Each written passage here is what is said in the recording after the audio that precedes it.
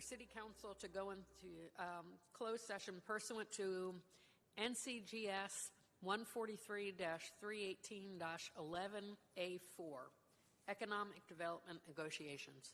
All in favor, please say aye. Aye. Did I get a second? I apologize. I should have had a Crystal second. All right. We shall return shortly. We certainly hope to be back by 5:30. Thank you.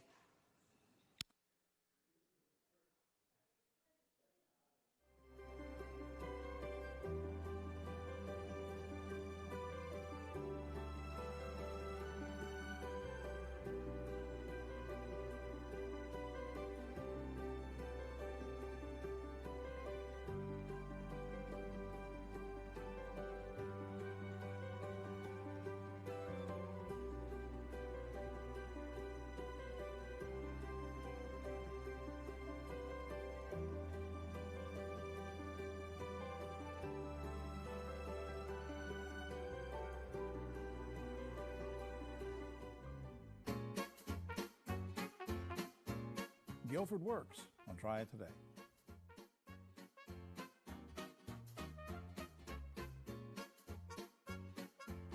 Hello everyone, I'm Jim Longworth and welcome to a special edition of Try It Today, coming to you from the Kernersville Auto Museum, as always. I call it special because we're going to devote the entire half hour to the good work and the good folks of Guilford Works. I'm going to tell you about that throughout the next 30 minutes, and we start out with Fred Henry, a good friend of ours, has been on the show before, Assistant Director for Guilford Works. Good to see you again, sir. Good to see you. Thanks, Jim. Fred, let's remind people, what is Guilford Works and what's the mission? Guilford Works is the Workforce Development Board of Guilford Works. We're one of 20 Workforce Development Boards in North Carolina that provide oversight for the NC Work Career Centers within our local area. We serve both employers and job seekers. Our primary focus is on youth, and most of the time, probably about 75% of out-of-school youth, but also those job seekers who may be dislocated workers or underemployed, looking through transition. Yeah, they just got laid off or something. Laid off. Or somebody wants to make a career change. Or Exactly. And then the employers, because the employers, without those employers, we can't connect those job seekers to opportunities. Right. Now, what kind of, give me some examples of programs that you offer to job seekers in Guilford County. Give me a couple examples. Sure. So we offer training and subsidies for job seekers. A lot of times when folks who worked jobs for a number of years, sometimes their skills could be outdated. So we provide scholarships for those job seekers to get in-demand skills, but also connect with our local opportunities with some of the needs of our manufacturing or other sector employers to make sure they're a good fit. Other resources that are offered, maybe? Do you offer resources for folks in this position? Yeah, so when we look to support individuals, whether it's through training or job search, we provide what we call wraparound services. And these are services to assist individuals who may need transportation assistance or daycare or child care assistance so they can complete training programs in a timely manner. Now, who can access these resources? Is there a criteria for who can take advantage of the resources you're offering through Guilford Works? Yeah, there is eligibility criteria for certain programs. A lot of times with dislocated services, these individuals who have showed that they're displaced due to no fault of their own, they can come in and we work with those individuals, whether they're filing for unemployment insurance and so forth, but also those individuals who may just need that extra hand holding to help them with career transitions, that we can connect them to training, whether it's through the local school or community college or other vendors. You know, people might be watching and say, well, that's nice, Mr. Henry, you know, helping the people that want to, they're job seekers, but what if somebody's watching who's a business person? How do you support the business community? Yes, so as businesses, we look at as two primary customers. We look at our businesses and our job seekers, but that business being that primary customer, we help them with the recruitment needs. But also we provide subsidies when businesses are looking to upskill their incumbent workers that can provide grants to support them to offset some of those costs. When we look at some of our work-based learning programs, we provide subsidies to the businesses to offset some of their onboarding costs. And tell us now, what do you mean work-based? Work-based learning could be things like on-the-job training, or what we call work experience or internships or apprenticeships that we work with businesses to customize those needs. And as we connect those job seekers, we hope to fill those opportunities by not only paying those applicants as they go through training, but also providing subsidies for those businesses. Yeah, and I think we hear stories about the fact that if somebody goes through this in work-based training or apprenticeships like you were talking, it introduces them to that industry, and maybe they want to stick with that industry and stay in the workforce, and that's an important part of it, isn't it? Just a few seconds left. Who or what led you to a career and an interest in a career like this? Well, I think it started for me initially just coming out of high school and growing up in the Piedmont Tri-area. I wanted to get in something like a HR, but actually going to grad school and doing HR and then getting into my second practical into workforce development, I saw that workforce development, I got to wear a number of hats, not just be stuck in the office, not only work with the employees, but also work with the community. I like our community, and I like to see the benefit of these programs serving our community, not only for families, but the economic growth of the Piedmont Triad. Well, and you do an excellent job with it too, and I'm glad of that we have you as a resource. GuilfordWorks.org is the website on screen, GuilfordWorks.org. I invite you to check that out throughout the program as you meet more folks who work behind the scenes to make all this work for the community. Fred, thanks for coming. Thank you. All right, we'll be right back.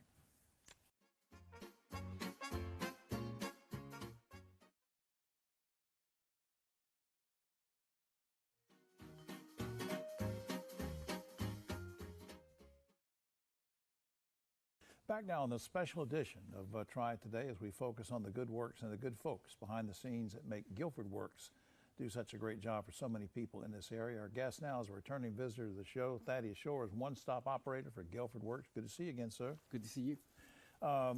You sent me an email about a mobile career center. I want to learn about that. Now, what is that, and what kind of resources does it offer? Well, the Mobile Career Center is like our brick and mortar building on wheels. And what it actually does, it allows us to take all the services that we offer inside the brick and mortar building to the communities that need it the most. Okay. Now, what kind of an example do you think? Let's look at community outreach programs. Mm-hmm. Give me an example of a community outreach program that maybe wouldn't be as effective without the Mobile Career Center. Oh, without the Mobile Career Center, our Fresh Start events wouldn't be as effective. Monthly, we actually go to one of the local prisons and we work with those in the facility that will be leaving within the next 90 days, and we provide them with Career Center services so that they can get a head start on their Fresh Start. When they get out? Yes. Mm-hmm. How important are partnerships and with area organizations, and how do they enhance career services? Talk about the partnership angle. Oh, partnerships are very important. Guilford Works has a network of nonprofit as well as faith-based organizations that we partner with, one of which is the Hub for Hope out of Evangel Fellowship. And together we have hosted hiring events that have serviced over 1,200 job seekers. Wow. Is there any requirement that people need to meet to be able to take advantage of what you're doing, either in the main office or the Mobile Career Center, or is it just for anybody and everybody, or is there an age restriction? Sort of walk me through the kind of folks that can benefit from what you're doing. Oh, pretty much everybody can. We have a Next Gen, which is a youth department, which is from ages 16 to 24, and then we also have the adult services that are provided as well. So anybody that is seeking employment or wanting to improve their employment situation can come in and see us, and we'll take care of it. Of any age? Any age, yes. All right. Now, what measurable outcomes have resulted from having the Mobile Career Center in area neighborhoods? Have you gotten any sense of how that's been going? Well, yes, it's been going very well. On the average, for the past few years, the Mobile Career Center has participated in over 100 events annually in Guilford County. And just last year, I think we serviced on the Mobile Career Center over 600 personnel. Wow. Job seekers, yes. That's something. Now, how would a community group, when they watch this on TV, how would they say, hey, I'd like to have the Mobile Career Center come out to our neighborhood or for our community group, whatever. Now, how do they go about that? Because there's only one mobile center, right? So no, there's actually two. There are two. There's actually all right. two. So you got to cover a big area, though. Yes. So the questions still remain the same. How do I get in touch, and how do I get you guys to come out? Okay, so the way to have access to the mobile center is to go to our website, guilfordworks.org, and then from there go to services, and then click on Mobile Career Center, and it'll give you a page where you can reserve it. Okay. Now, is there let's say I've got a community group that wants to have you guys come out with a mobile career center. Is there a fee that I pay, or is this free? Right now, there is no fee, no. Okay. How about that? You can't get better than free when you're trying to help people get jobs, and especially people might have been laid off or want to start a new career, this kind of thing. It's been a while since you and I talked, so I'm going to ask you to repeat something for me. What do you get in terms of satisfaction, gratification personally from doing what you do? Oh, I love what I do. You know, sometimes it's hard for me to believe that I actually get paid for what I do. We're in the position in our office where we can actually change people's lives. People that come in that are, unemployed. And we usually see people on their worst day. You know, they've lost a job, got laid off or something, and we have the ability to change their lives. It's incredible. Yeah, and you do. And I can testify to that. I appreciate what you're doing. Up on screen, as Thaddeus mentioned a little bit a while ago, guilfordworks.org is the general website, guilfordworks.org. And that will help people learn how they could get in touch to get the Mobile Career Center to them as well, right? That is correct. As well as, taking advantage and benefiting from many of these services and resources that we talked about, not just with Thaddeus, but we'll cover throughout this special half-hour program. Thanks for all you do, my friend. Thank you. All right. We'll be right back after this.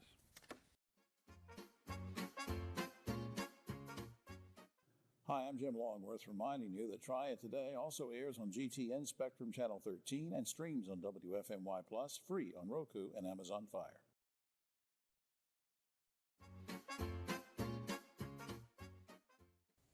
Back now in this special edition of Try It Today, as we salute the folks who do such great work for Guilford Works and helping people throughout the community. And in this particular segment, we're going to speak with a young lady who works with a special kind of grant program.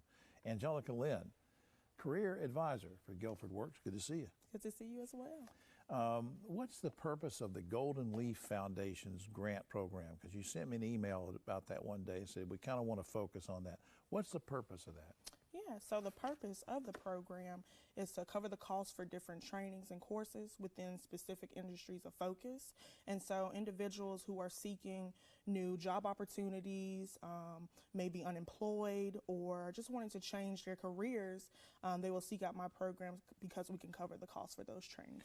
Yeah, because training can be expensive in some instances. Now, you mentioned certain, I think your words were certain industries. Let me put you on the spot. Give me 2 or 3 examples of the kind of industries that would be involved, the focus would be on. Yeah, so some of those industries include advanced manufacturing, industrial technology, skilled trades such as HVAC, welding, plumbing, construction. Okay. Yeah. So, yeah, those are some of the industries. Well, now, what about eligibility requirement for taking advantage of your services and getting hooked up with this foundation grant program, which is great, but there's got to be certain criteria, right? Yes, there is. So the requirements is that you have to be 18 or older and have a high school diploma or GED. All right. Now, what kind of training have you previously, what about for enrolled participants, maybe who've been in the program before or this kind of thing? Can they continue this kind of training or what? Yeah, so some of those trainings that I've been able to connect people with include like construction, advanced manufacturing, also some with HVAC. And I know for our advanced manufacturing individuals, they were able to continue on with the trainings because we're also offering a manufacturing technician training. Kind of lifelong learning type stuff, isn't it? Yes, it is. Yeah. Now let's say that somebody goes through the program, the training, they're fortunate enough to get a really good job. And I'm assuming that a lot of things you've been talking with me about are in-demand jobs, right? It is, yes. So when you're helping people, you sort of feel, I'm putting words in your mouth, do you feel sort of confident that there's a conduit for them to get some jobs? It definitely is. It is. Yeah. Now, let's say that they go through all this. Is that the end of it? I mean, do you never speak to these people, or is there any kind of afterward follow-up, or do you stay in touch, or what happens? Yeah, so I definitely try and stay in touch with my clients. And so after they complete the trainings, if they do not have any job opportunities aligned, we may can connect them with different work experiences or apprenticeships. And also, as their career advisor, I can help them with preparing their resume, doing mock interviews to prepare for job opportunities. I also like to connect them with our NC Work Centers because we also have career advisors there that can assist them in their job search. And we also have things such as like Wow Wednesdays, which is an opportunity for clients can come out and talk with different employers that are tabling at our centers on Wednesdays. Is that every Wednesday? That is every Wednesday. Wow. And we alternate between our centers. Wow. Yes. Maybe at a recent one, let's just do some name dropping. What would be an example of a business or industry that might have participated in a Wednesday program? Yeah, so one company that I think of is St. John's Packaging. Okay. We also, when we had our career fair for veterans and civilians as well, we had Lenovo there, and St. John's Packaging was also They're great companies. I know you're talking about. We just have a few seconds left. What's gratifying to you about the work that you do? Yeah, seeing people's lives change and being able to take part in that. And also being able to just, guide them in their career searching. Right. So, well, they're fortunate to have you and doing what you're doing on that. Up on screen, I want to share this with you, guilfordworks.org. We're going to mention this throughout the half-hour special, but in each of our segments, we want to mention this and put up the website address, guilfordworks.org. That's important because I'd like for you to visit that website if you are wanting to change jobs or get a job, and maybe for the folks in the business community as well. Angelica Lynn, thanks for everything you're doing. Thank you. All right, Thank you young so lady. much. Okay. We'll be right back after this.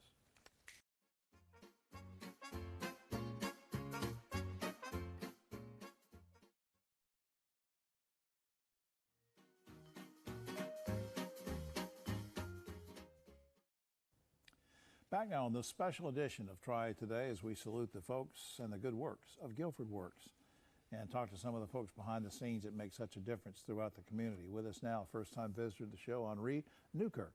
He's career advisor for Guilford Works. Good to see you, sir. How you doing? Where were you born? I was born in Fayetteville, North Carolina. Where'd you go to school? I ended up going to school at Parkland High School. Then from there, I went to Livingstone College. Okay. I received political science degree. From there, Winston-Salem State mass communications degree, and I'm currently at Morehouse College. All right. Now, you sent me an email about something called Connect Ed. Yes, Connect sir. Ed. What is that? So Connect Ed is a program. It is housed in Guilford County. Basically, it reaches out to low-income families. We support them in going back, and enrolling in programs like CNA, CDL, HVAC, manufacturing, things like that, so they can get extra training, so they can be in a better place in life. Right. Now, who's eligible for the Connect Ed program, and are there certain criteria they have to meet? Yes, sir. So we do look for you to at least have your high school diploma. You can only make $25,000 a year. So if you make $25,000 and below, you qualify for that. And those are the people that we are trying to target and, really help out. All right, let's talk about credentials and certifications, because in a lot of these things you're talking about, in just about everything nowadays, there's got to be some kind of a certification involved for you to do it, become professional at it.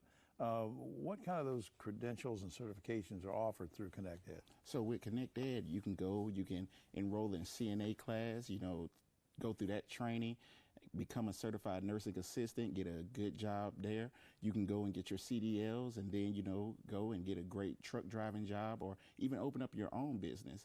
You can get certifications in aviation, learn how to build planes, different things like that. So, we are there to help you get that done. I'm glad you mentioned that because the aerospace industry has just ballooned in this area. Yes, lately, sir. with all the folks coming in, Boom and Honda and everything. Aside from tuition support, what else does Connect Ed provide? So also with that, with the families that we target, sometimes they may hit a rough spot. So by them hitting a rough spot, we will sit there, we'll guide you. We may be able to provide you with assistance as far as transportation getting there. So we may offer you like an Uber gift card or something like that. There's also been times where we pay for uniforms, we pay for supplies, pay for books. I didn't know that. Yes, sir. Yes, sir. That's neat. Now, how much time is required to go through and complete like a credential program? So typically with our programs, we try to get you in there and we try to say between 6 to 9 weeks just to give a little bit of cushion. Right. So that way you get in there, you get what you need, and we get you back out here and get you going. Talk about participants' expectations, obligations for them. Is there support for them? And you already mentioned about the Uber thing. What kind of barriers can you knock down for them? Oh, so whenever it comes to like different type of barriers, like for instance, let's say that it's someone that they may have, you know, an issue as far as child care and everything like that. We may be able to sit there and assist you with that. We may be able to, you know, find some type of resource that may be able to help you as far as getting that type of care that you need while you do that class. And while you're doing that class, you know, you're good to go. We got peace of mind. Yeah, we hear from moms of any age, especially young moms, saying, you know, I'm sort of down on my luck. I have a young child, but childcare is too expensive. But I really want to go after this certification in, you know, a field like you were talking about. And I think it's so good what you're doing to knock down those barriers. One last thing I want to ask you. Yes, sir. And I'm trying to ask a lot of folks the same question. What's gratifying to you about your job and the work that you're doing?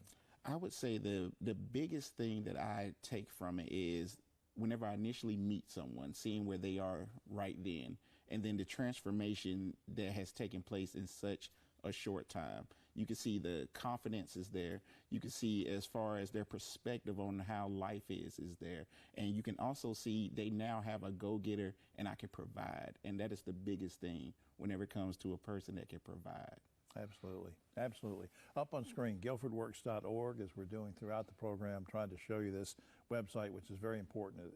Hope you will navigate. It's very easy to go to guilfordworks.org. And to great folks, like all the folks we talked to so far, and Henri, I just applaud the work you're doing, and thanks for helping so many people. Thank you, sir. I appreciate you. All right, young man. Yes, sir. We'll be right back after this.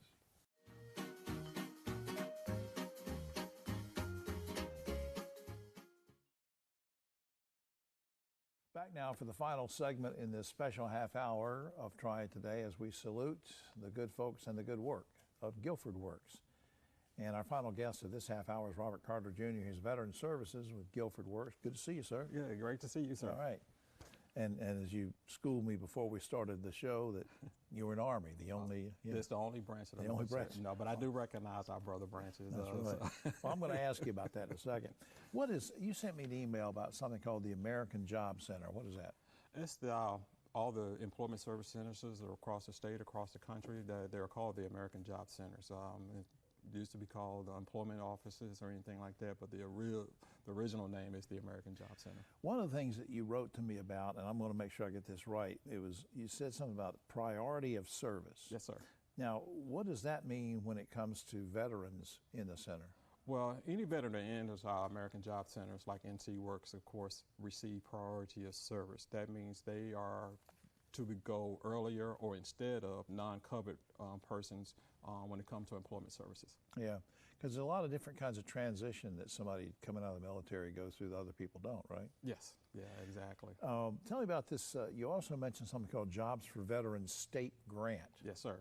Now, what is that all about, and what's the purpose? Well, it's funded by the U.S. Department of Labor, and it's federal law that funds that are given to the states across the country, of course, to hire dedicated individual staff members to service our veteran population, eligible persons and of that nature. So. Right.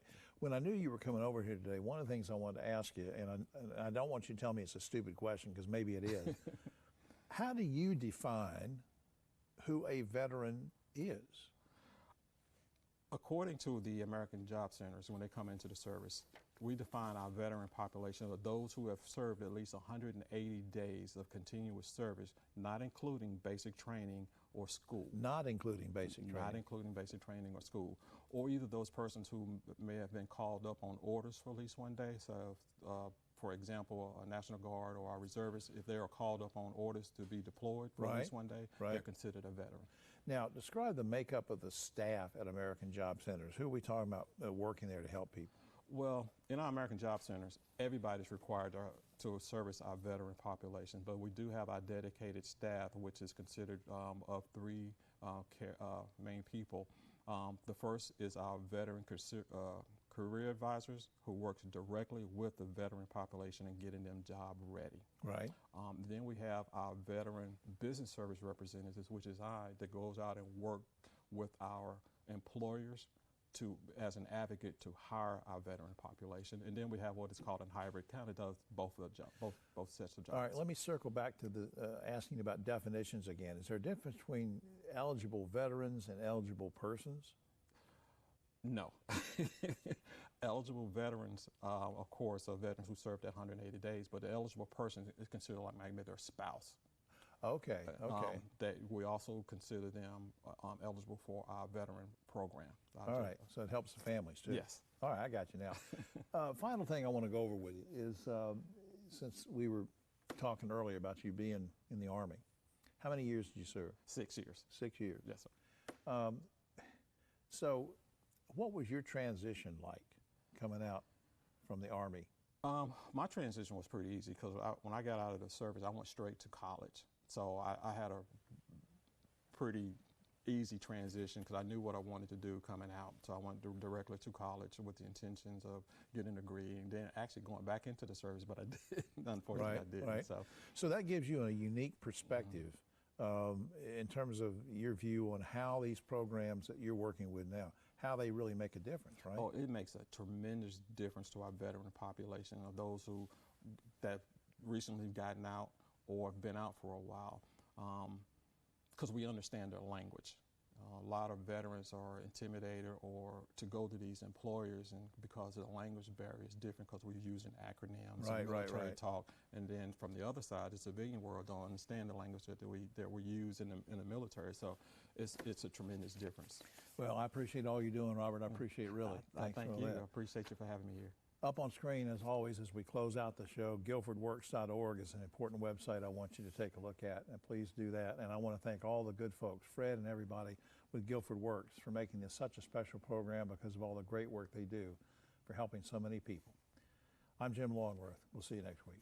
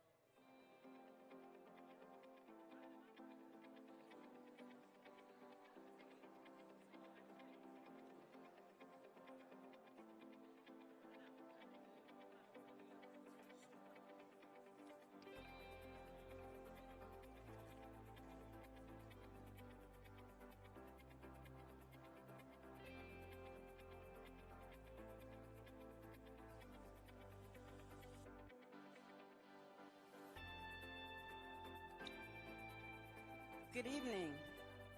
Good evening and welcome to the March 2nd, 2026 meeting of the Greensboro City Council. I would like a motion from council to return to open session. Moved by Mr. Holston, seconded by Ms. Thurm. All in favor, please say aye. Aye. Thank you. We are in the Katie Dorset Council Chambers, and let the record reflect that all council members are in attendance. We will begin the meeting with a moment of silence.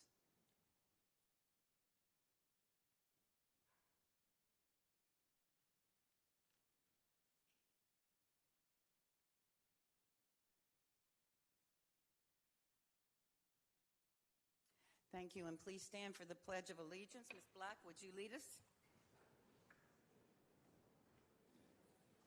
I pledge allegiance to the flag of the United States of America and to the republic for which it stands, one nation, under God, indivisible, with liberty and justice for all.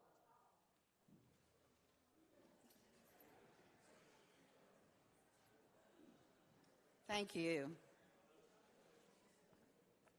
Please silence any and all electronic devices. The City of Greensboro strongly encourages input from all residents. The council chambers serve as a welcoming and safe environment for everyone. The council rules of procedure and decorum are posted on the city website under the City Clerk tab, and all speakers are expected to read and adhere to the rules when addressing the council during and speaking opportunity. To address the council this evening, participants must have completed speaker sign-up by 5:30 p.m. pursuant to the rules prior to the council meeting. Those who registered online should confirm their attendance with Mr. Canapino. All handouts must be given to the city clerk for distribution prior to the start of the council meeting. For public comment period, each speaker signed up to speak will get 3 minutes each to speak. If there are more than 25 speakers, the time may be reduced to 2 minutes per speaker. Speakers may address specific consent or business agenda items with the minutes allocated for remarks. All speakers are expected to adhere to established rules of decorum. Any inappropriate or disruptive conduct will result in immediate removal. A first removal carries a 3-month suspension from in-person participation. A second violation results in a 6-month suspension, and a third violation or any instance involving physical altercations will result in a 12-month suspension. Any violation of a state criminal law may also subject the individual to criminal charges. Those suspended from in-person participation will retain the ability to attend virtually via Zoom, ensuring their right to free speech. If the Zoom speaker violates the rules of procedure, they will be muted. Speakers may have the city IT team play videos that have already been sent into the city clerk for a security check.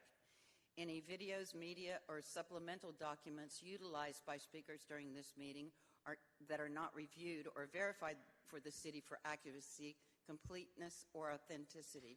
The city does not endorse or adopt the content, and all opinions and views expressed are solely those of the speaker. Speakers may not transfer their time to others, and the mayor or presiding officer will determine the speaking order based on the number of speakers, and the mayor may modify the time allotted to each individual approaching the dais is not permitted. Speakers may not address the audience nor employees of the city of Greensboro. The public comment period is for speakers to address council members only with their comments and an opportunity for council to listen and take notes. Any violation of this protocol and the speaker's time shall be surrendered. Zoom participants must refrain from speaking until they are recognized and called upon. State statute requires council members to vote on all matters unless a direct financial interest exists, or if the council member serves on the board of a nonprofit organization that receives city funding. All motions will be moved and seconded, and the presiding officer will announce the vote tally. The consent agenda covering items G1 through G8 consists of routine and non-controversial matters that are usually approved with a single vote. Any council member may request the removal of an item due to a conflict of interest or to vote in opposition. Items withdrawn for discussion will be carried forward to the next business meeting agenda. If an item is found to be time sensitive, the mayor may request that a vote be taken immediately. Closed captioning is provided for this meeting, and depending on the duration of proceedings, a brief recess is anticipated around 7:30 p.m. We will move on to our ceremonial and presentation items. And item number E1, recognizing public art and dedication presentation. And I am to call on Karen Archia. Is that Archia? I'm sorry, I mispronounced that.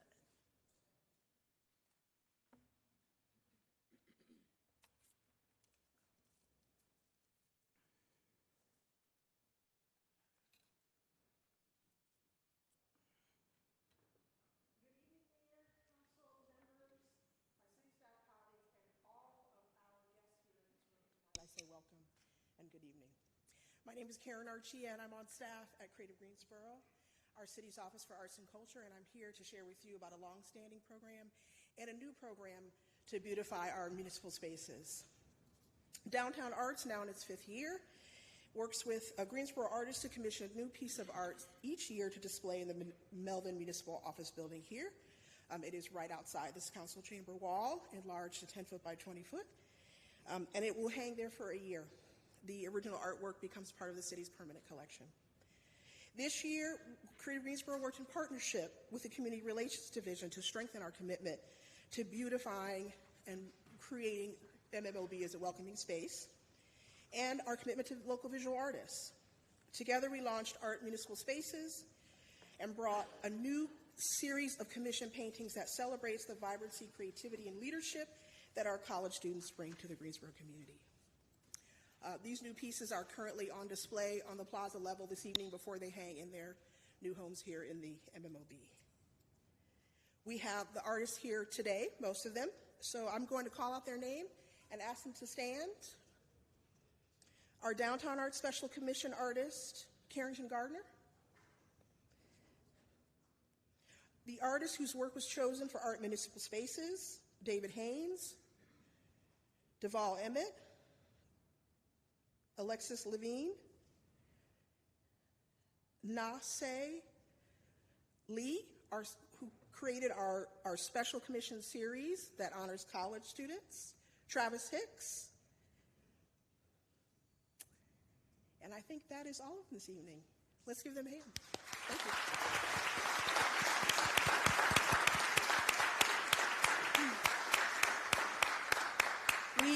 We extend our sincerest thank yous to the artists, and we're excited to share your work with the community. Thank you. If you didn't get a chance to see the artwork, I highly recommend it. It is very, very not only good, but also talks about Greensboro in the artwork. It's great. You can see on the screen.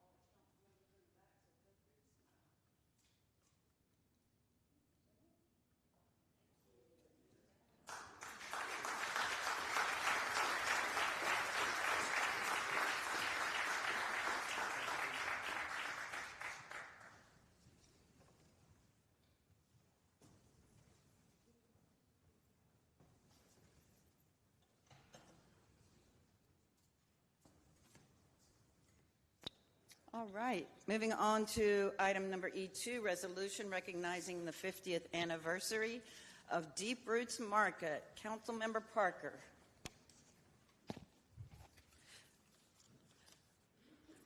Resolution recognizing 50 years of Deep Roots Market.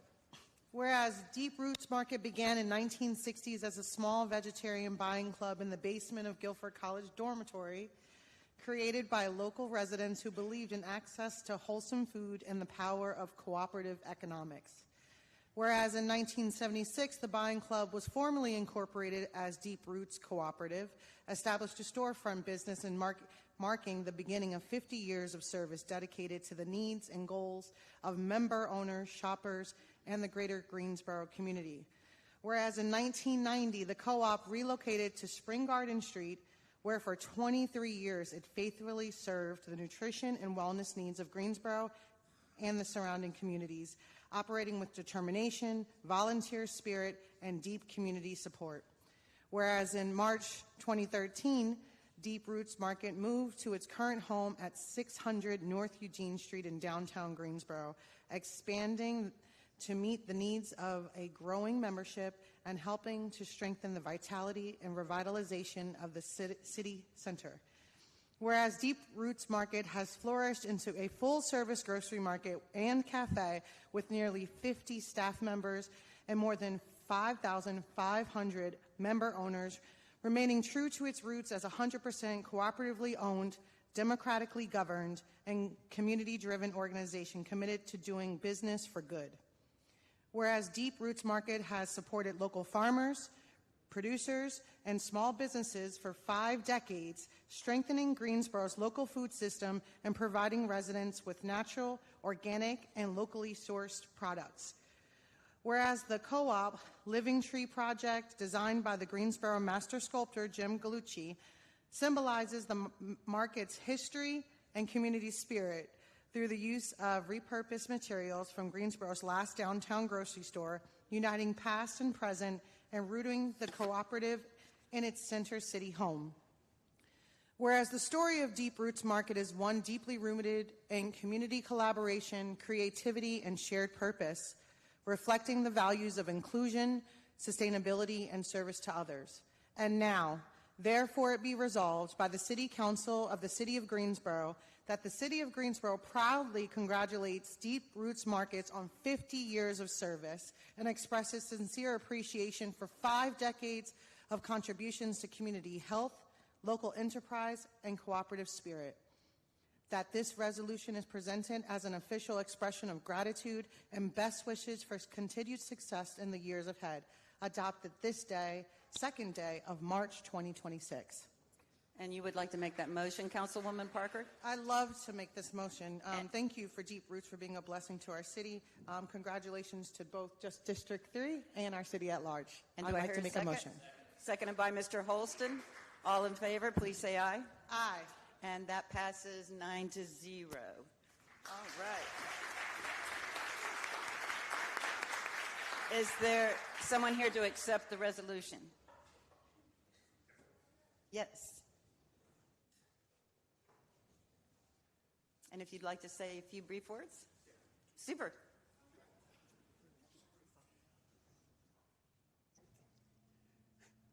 Thank you.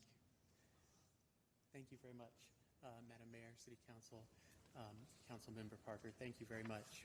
My name is Matt Davis. I'm the current General Manager of Deep Roots Market, and I am very humbled to stand here on behalf of our staff members, our Board of Directors, and our going on almost 6,000 member owners.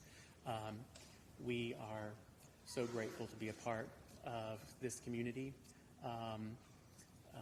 The words that you said were so meaningful, and we appreciate it. And we look forward to what the next 50 years brings for us. And our board president, Drew Dix, would like to say a few words as well. Thank you for having us here. My name is Drew Dix, president of the board at Deep Roots Market, and thank you, Madam Mayor and District 3 Councilwoman Parker. Thank you so much for that, and all council members. The board members here tonight represent over 5,000 co-op owners who, yes, are committed to local and democratic control over our thriving market. Our growth from a few people on Guilford College campus to our beautiful full-service market on Eugene Street would not have been possible without the principled vision of so many folks over the past 5 decades, and we truly appreciate your support and mark today as a milestone to launch our next 50 years serving the Greensboro community. Thank you so much. Thank you. And congratulations.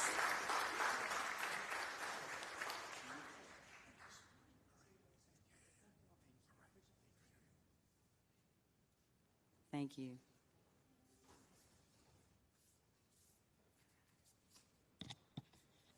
All right, moving on to item E3, and that,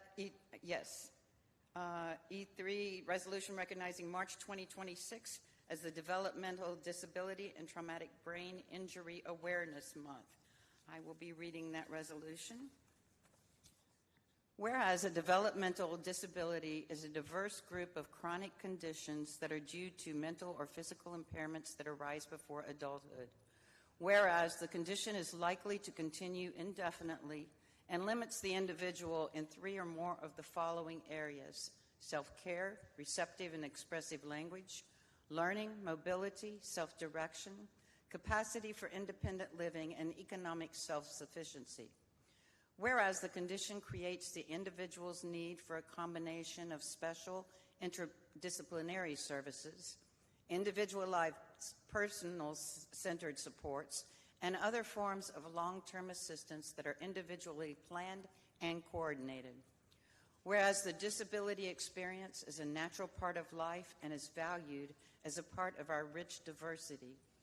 Whereas disability is a social construct, the problem is not the medical condition that resides within the individual, but the problem is that society does not create welcoming, supporting, and inclusive environments, policies, and/or systems for all that promotes equality and acceptance in all areas of life, including schools, places of employment, and in our communities.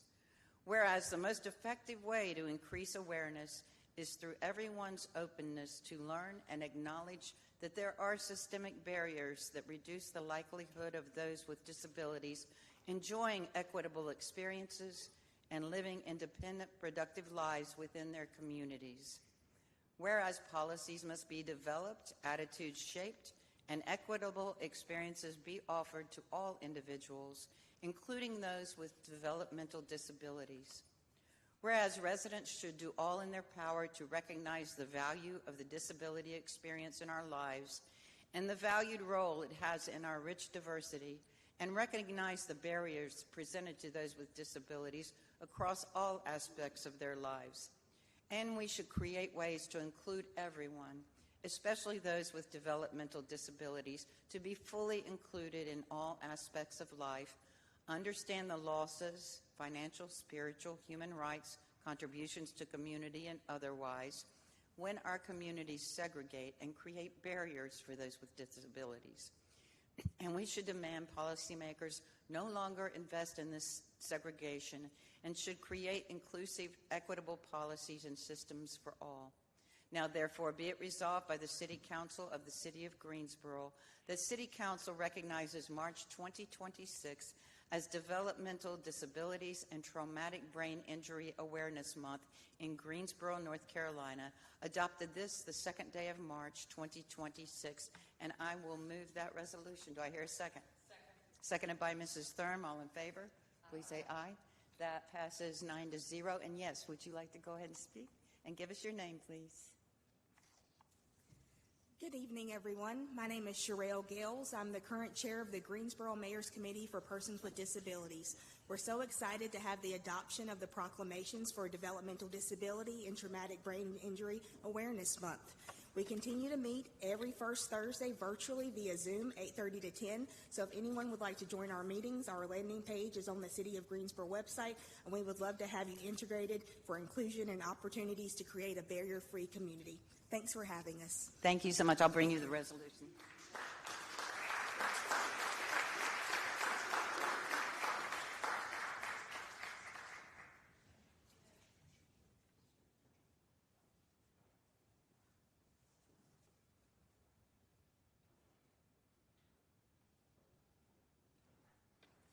All right, with the presiding officer's prerogative, we have a very short consent agenda, and I would like to go ahead and move to the consent agenda. We can get that out of the way and then have all the time we need for our speakers from the floor.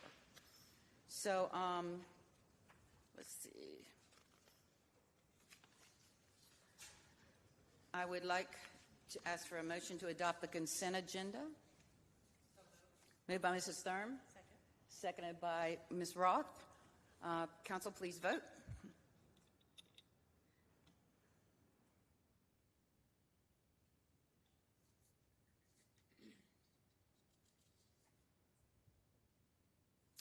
And that carries 9-0. Thank you all very much. We will go back to our public comment period.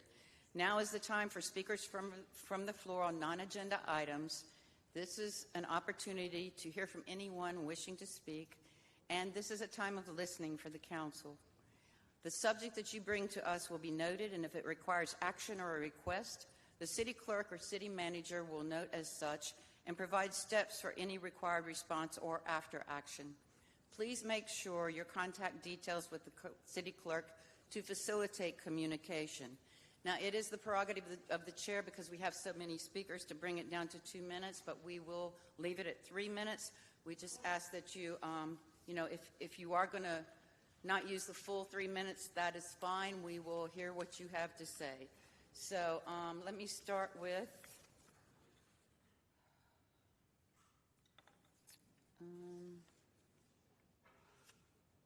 I will go with Mr.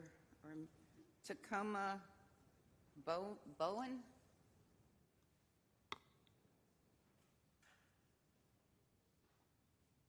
And I'm sorry if I mispronounced your name.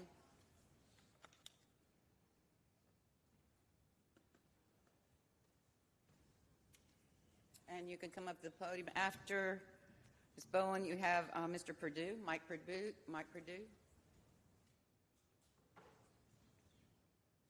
And then Jerry Mills. And I do want to say, just right before you speak, I know this is the group that is interested in the part about the taxes. And I just want to let you know that we have not started our budget talks yet, but we are very well aware that a lot of people are very concerned about this, as we are. So just wanted to make that clear before everyone started their speaking. Go ahead. I don't really have anything prepared because I kind of came up here on a whim to talk about the property taxes, but it's really because it's something that will be directly affecting me and other young people as we age and decide to buy houses. There is already such an affordability struggle for young people wanting to buy houses and start families. If they go through with raising the property taxes, it'll be going up from 50 to 60% depending on where you live. And you're fine. I'm sorry, excuse me. You're fine. I want to be able to buy a house and start a family, but this is going to affect my ability to afford rent, if I even want to rent an apartment, rent a house. And for people already in their homes, while our income has not increased, they're expecting us to give them more money. And all it really seems like to me is that it's just government greed, wanting to pick our pockets for everything that they can get while completely disregarding the lives of the residents. So I know it's really the county's deal, but you guys do have a lot of influence over what the county does. So that's all for me. Thank you.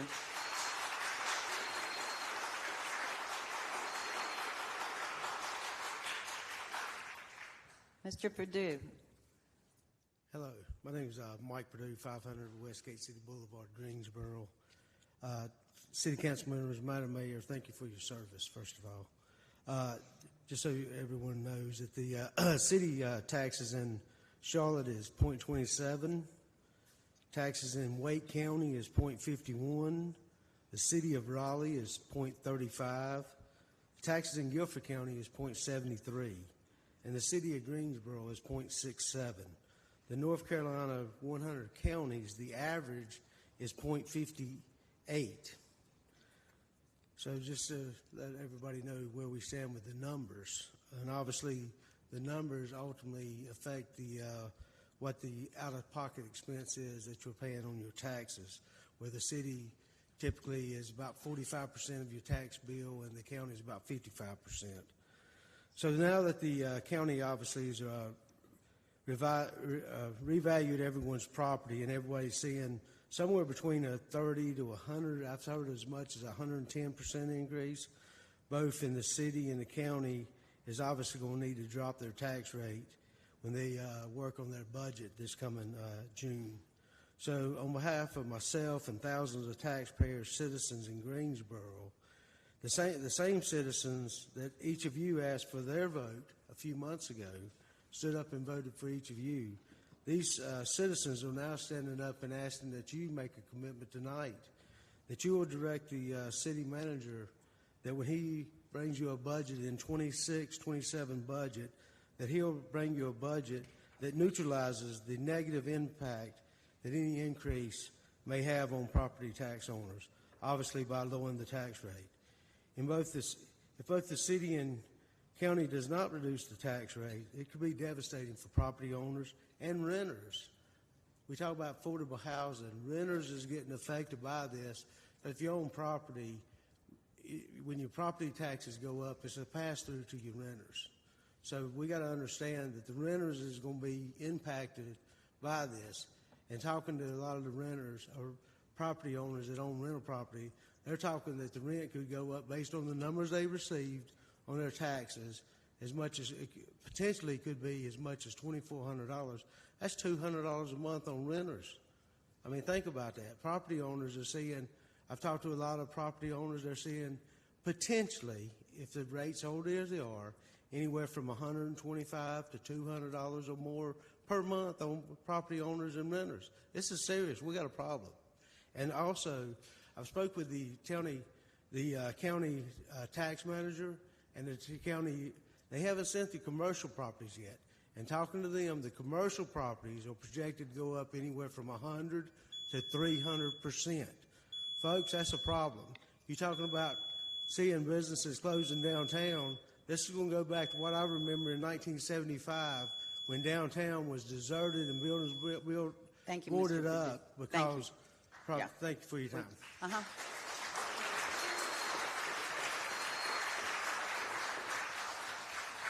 After Mr. Mills, Fran Randolph, Chris Meadows, and I'll look to see if there's any more. Thank you. Yes, my name's Jerry Mills. I own several houses here in Guilford County. I'm receiving these letters where property taxes gone through the roof. You know, I mean, I try to rent houses at affordable prices, but y'all trying to make it where, or the city's trying to make it where I'm trying to run people out now. It's not fair, you know. Just went up 3 years ago. You know, now I got one house that went up $80,000. Ain't nobody willing to buy it for half the price of what y'all saying it's worth. You know, I just don't understand why y'all trying to run people out of Guilford County. I mean, that's a beautiful county, but you're making, because I got to go up on the renters. I mean, there ain't no way I can survive it on my own. Or else sell the houses, and ain't nobody going to pay nowhere near what people saying the property taxes is now. You know, I mean, I think y'all could offset that somewhere, make it fair where people could still afford rent. I have to beg for my rent sometime. You know, just because I know they ain't got it. You know, it ain't because they blowing money. I mean, people struggling out here. I mean, I'm a disabled person. I don't work. You know, the only thing I could do, I mean, I got a guy over there painting the house right now. It's costing me $3,500, you know, just so I can get a house ready to rent again. And the people moved because they said they couldn't afford to rent. Well, what are they going to say when I go up another $250? I mean, I guess I just sit there until, I guess, a foreclosure comes in, or what? Banks wanting their money. You know, I got to pay my bills. I'm sure all y'all got to pay y'all's bills. And I really wish people would reconsider what's going on right here. I mean, I've never been to this building before, but you got to stand up and show up, you know, and hopefully y'all decide to do the same thing. Thank you. Thank you, Mr. Mills.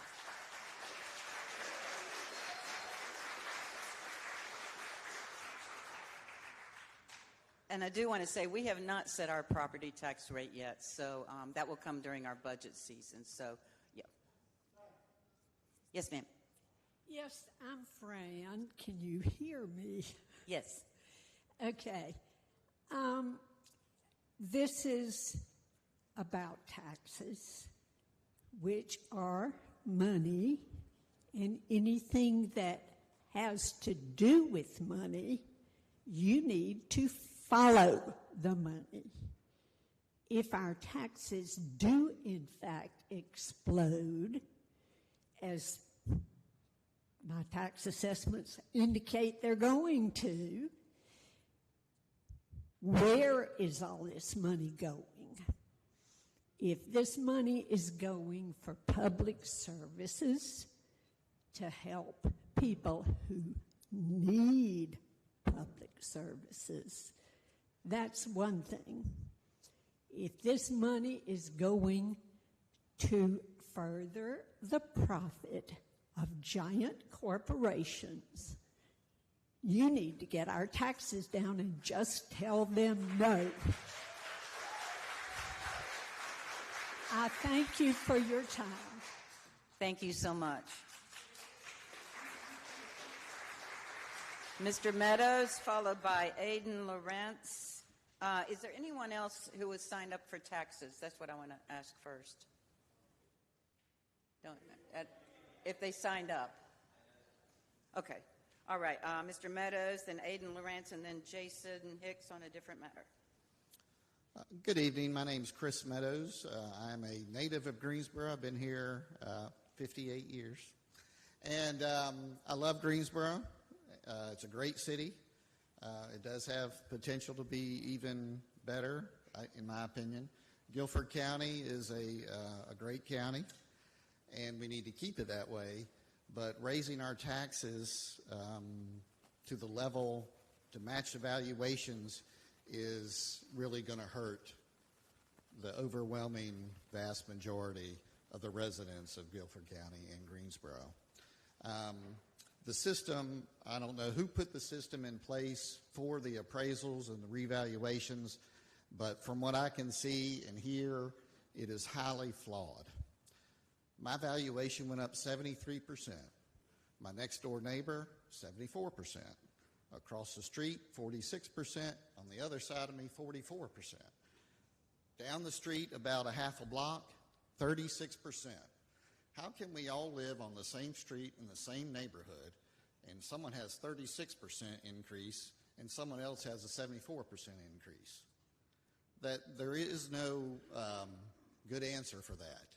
I've heard as high as 100%, 110% increase in valuations and some as low as about 20%. Can you explain that? How that system works? Obviously, it is flawed. If you're going to change the rate, I hope it goes back to a revenue neutral rate until the system is fixed, because the appraisal system is highly flawed and you cannot tax people out of their homes, whether they're owners or renters or business people that are leasing property for their business. Someone mentioned earlier that we're going to see businesses close. We've seen 4 or 5 restaurants in downtown Greensboro close. Part of that has to be the cost of doing business. It has to be. And if you raise their lease payment, every landlord in town is going to raise rent. The chairman of the county commissioners, who owns lots and lots of rental houses, has publicly said he's going to raise rent. I feel sorry for those people that rent his houses. They all know their rent's going up. and it doesn't need to, I would suggest that you reevaluate the budget and start cutting from the budget before you start raising taxes. Thank you. Thank you.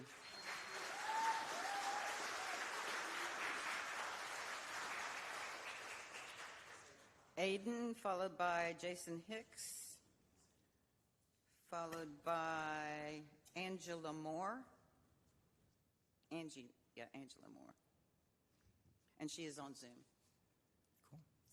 Well, hi everyone. My name is Aiden Loretz. I live on 514 South Mendenhall Street, and I haven't been here in a while, and so I just want to say congratulations to all of the newly elected city councilors, especially as a community organizer. Seeing Irving and Cece and April up here is incredible, and we need more folks like you to be representing people like us. I want to say that I am an environmental justice organizer. I've spoken with a lot of you about issues such as water quality and fracked gas pipelines that are coming through North Carolina and the dangers that those pose for Greensboro specifically. And back in the fall of last year, I, as well as many of us in this room, attended a Siembra NC organized town hall meeting. Now, as an environmental justice organizer, I know that no justice comes without justice for all, and intersectionality is incredibly important, and that's why I'm here today in my own official capacity and as a member of Greensboro. All of the city council at large and mayoral candidates, as well as many of you who were just there for funsies in the audience, made commitments to a public hearing on understanding federal impacts, especially on immigration, a public report on these findings, and declaring Greensboro a Fourth Amendment city following the path of Carborough and Durham. Siembra NC has made themselves readily available to help support all of you to make these commitments. And, you know, Mayor Buzueda, I do want to say specifically, you and I had a conversation right before that town hall that meant a lot to me. And you mentioned how, you know, there is such fear, especially from you all as public elected officials, right? I mean, we are all fearful right now in these times, but I understand that you don't want to make Greensboro be more of a target or have any threat of retaliation, right? And I said that we need leaders who are going to be bold and brave in the face of fear.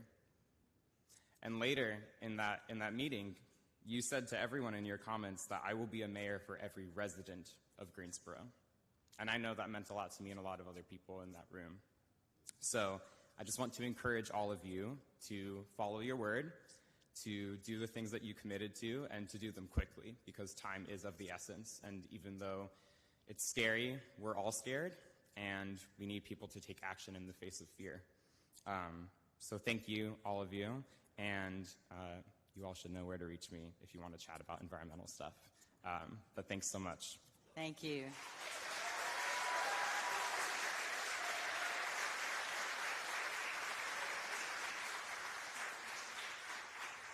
Jason Hicks, and then is Angela Moore on Zoom?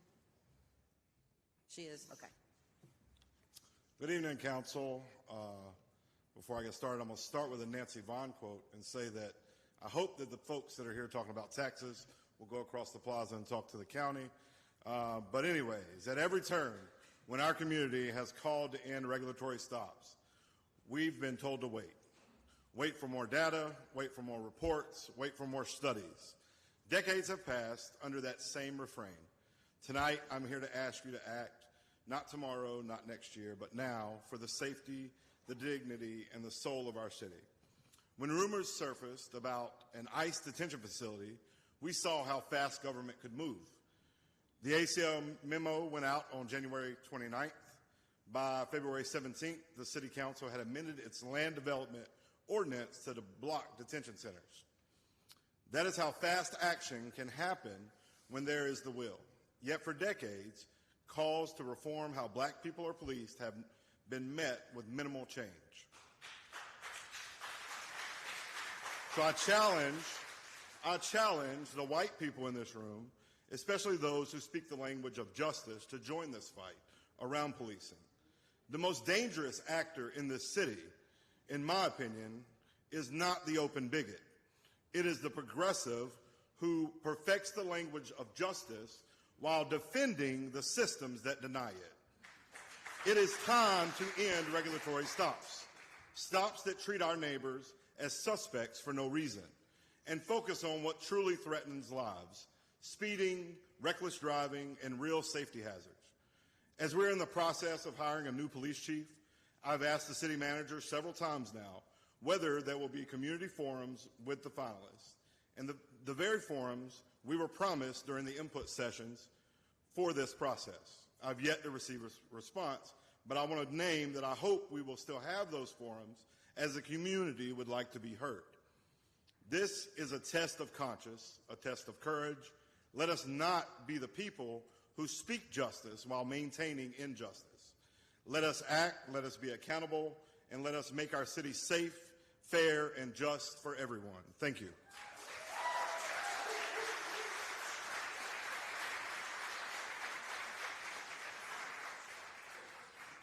Angela Moore on Zoom, followed by Del Stone, followed by Malik Huff. Good evening. Good evening. My name is Mayor, members of the City Council. My name is Dr. Angela Moore, and I stand before you tonight not only as a public servant, a nurse of more than 36 years, but as a mother, a wife who almost lost her life on December 31st. At around 10:20 p.m., my life changed. I was involved in a motor vehicle accident where the driver failed to yield the right-of-way. I spent the first 8 days of 2026 in the hospital. I had surgery January 1st, January 2nd. Both of those surgeries was to save my leg. I had surgery January 6th, and then I had surgery again February 17th. That was my fourth and final surgery. And I'm still no weight bearing. So for the last 61 days, my foot has not hit the floor. At this accident, the drivers were impaired. You could smell marijuana, alcohol, but there was no field sobriety test. The officers that came to the scene were very rude and very disrespectful. They threatened to arrest my husband for no reason. When one of the officers came, I was laying on the ground, and I said, he was the first one to respond, and I said, "Sir, please help me." I said, "Please don't let me die right here." He was flippant and said that help is on the way. The lead officer that came, India Lewis, not at any point did any officer at that scene ask me what happened. They failed to yield the right-of-way. They were smoking weed, and you could smell the alcohol, but no field sobriety test. And just as you all, I'm an executive member of the North Carolina Board of Nursing, and I serve to protect the public, just as you do. And I'm formally requesting that the officers that were at the scene be held accountable. I would like to review the body cam footage. I need to understand why they did not do a field sobriety test. When I went to pick up my items from my vehicle, the gentleman that picked my car up from the tow company said that the car reeked of marijuana and smelled like a brewery. But this is about fairness, about me, and you want us to trust the police, but they were too lazy to even to do a field sobriety test. And then India Lewis, the officer, came to the hospital. She told him that we did not have insurance. Time has that was expired. inaccurate. Thank you. Okay. Yes. Thank you, Ms. Moore. Thank you. Yes. All right. Staff has taken notes. Thank you. All right, thank you. All right. Del Stone, followed by Malik Hoff, followed by Louis Medina, and then Jennifer Rogers.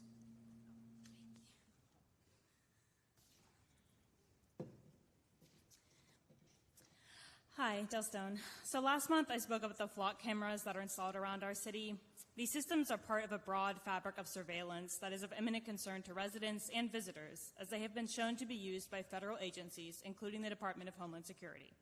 I presented several inconsistencies in the Greensboro Police Department's public information on the use of these systems, and I submitted questions to Council. GPD then made quiet updates to their directives and some web pages, but City's Flock Transparency portal online currently shows over 300,000 vehicles identified here by Flock in the last month. Today, I was told that GPD switched to a company called Vercada, quote, due to Flock cost increases.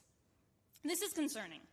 In the 10 years that this Vercada company has existed, they have been hacked in a massive data breach, forced to fire employees who used their facial recognition system to harass female workers, and sued for violating federal law.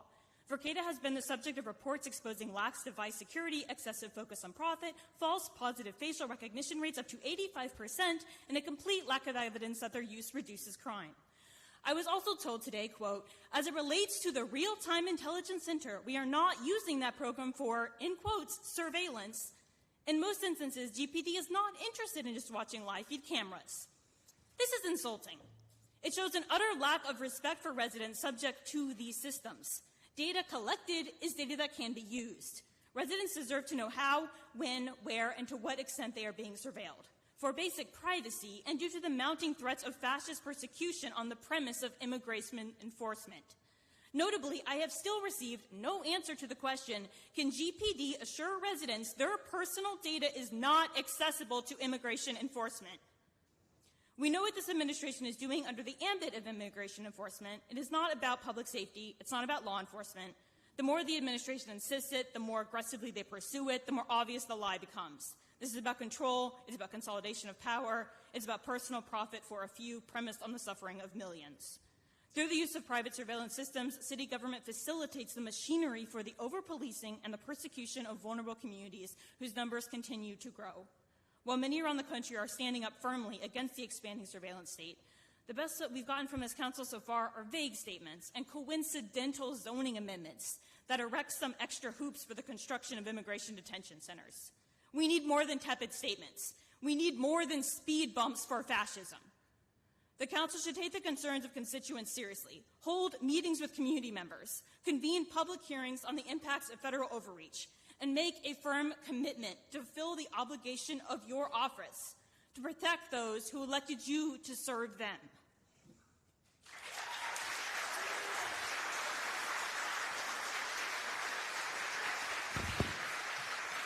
Thank you.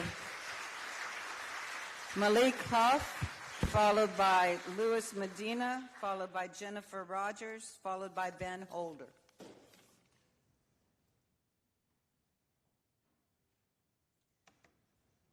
Hello, City Council members.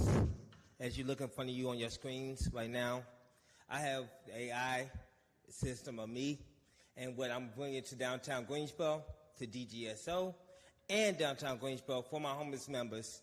Because my homeless members and us have been getting together, we have been having a discussion, we have been talking, and they want me to bring more beauty in the streets to downtown. I've been wanting to bring it. I want a new city council, and I want to thank Crystal Black, Alvin Allen, C.C. Crawford, and all the new city council members. I got more photos coming. And this is another one. This building right here, this is what I'm trying to take and turn into the beauty in the streets, homeless, downtown, and trying to make it right there, body, mental health, and the eye, and everything together. I'm trying to bring all of it in one big building this time. I've been looking at this building for the longest, and it's been sitting right by DSS, and what about mental health, and what about police station. I'm trying to get this building because they need that, and we want that, because I want to turn that into my foundation, my headquarters, my office, my place where my people can come and stay and check in to get the mental health that they need. And I'm asking if y'all can look into it for the budget this year to either donate that to the program so that way my homeless members. And I got something to show y'all that I've been working on this year. I've worked on it. This is a new one. I'm about to show you this clip right here. Y'all can see what I've been doing. Yeah.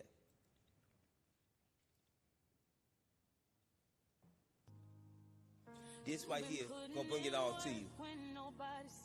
This is what I did last year. In 2025, I did this. I brought this together. CC, you came through. You see us up there.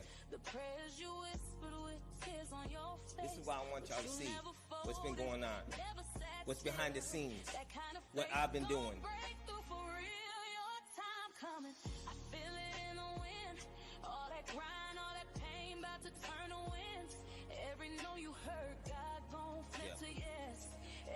This right here, guys, I wanted y'all to see what I wanted y'all to see.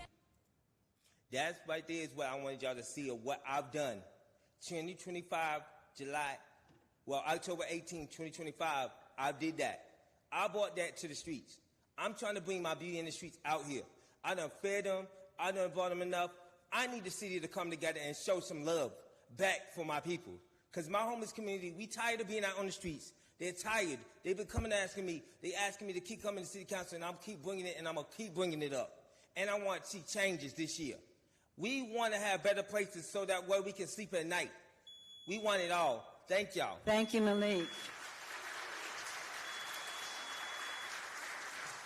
Louis Medina, followed by Jennifer Rogers, followed by Ben Holder. Louis Medina. I've come today to ask y'all what kind of American you are. Because it dawned on me, I've been born American. Probably if everything turns out well, I'll die American. But that it's that there are two Americas, right? And that they are split.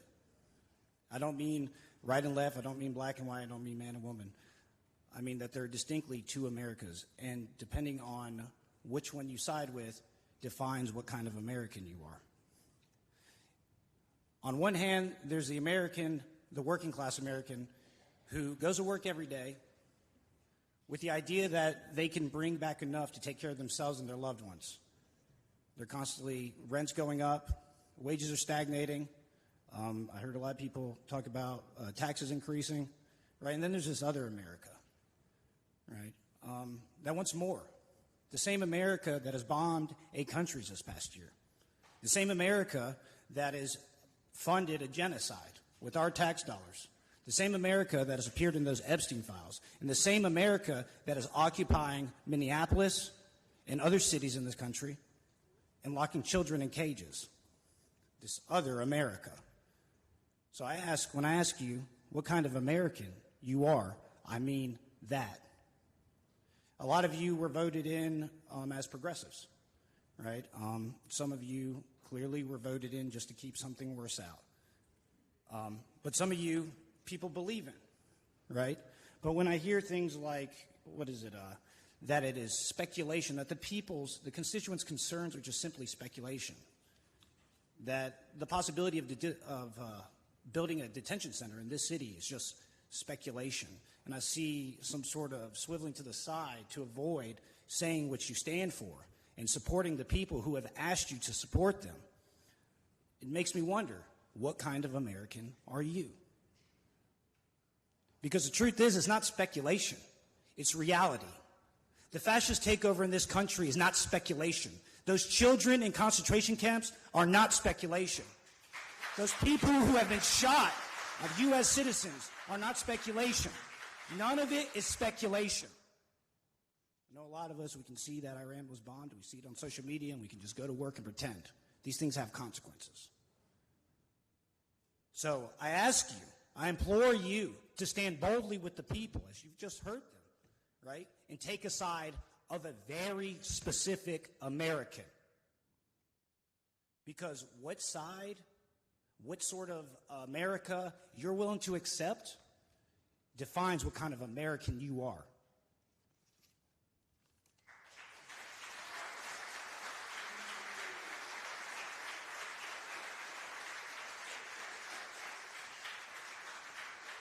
Is Jennifer Rogers here? Followed by Ben Holder, followed by Brenda Barksdale, followed by George Hartzman. She must not be here. She's not on Zoom, is she? All right, I'll go back to her then. Mr. Holder?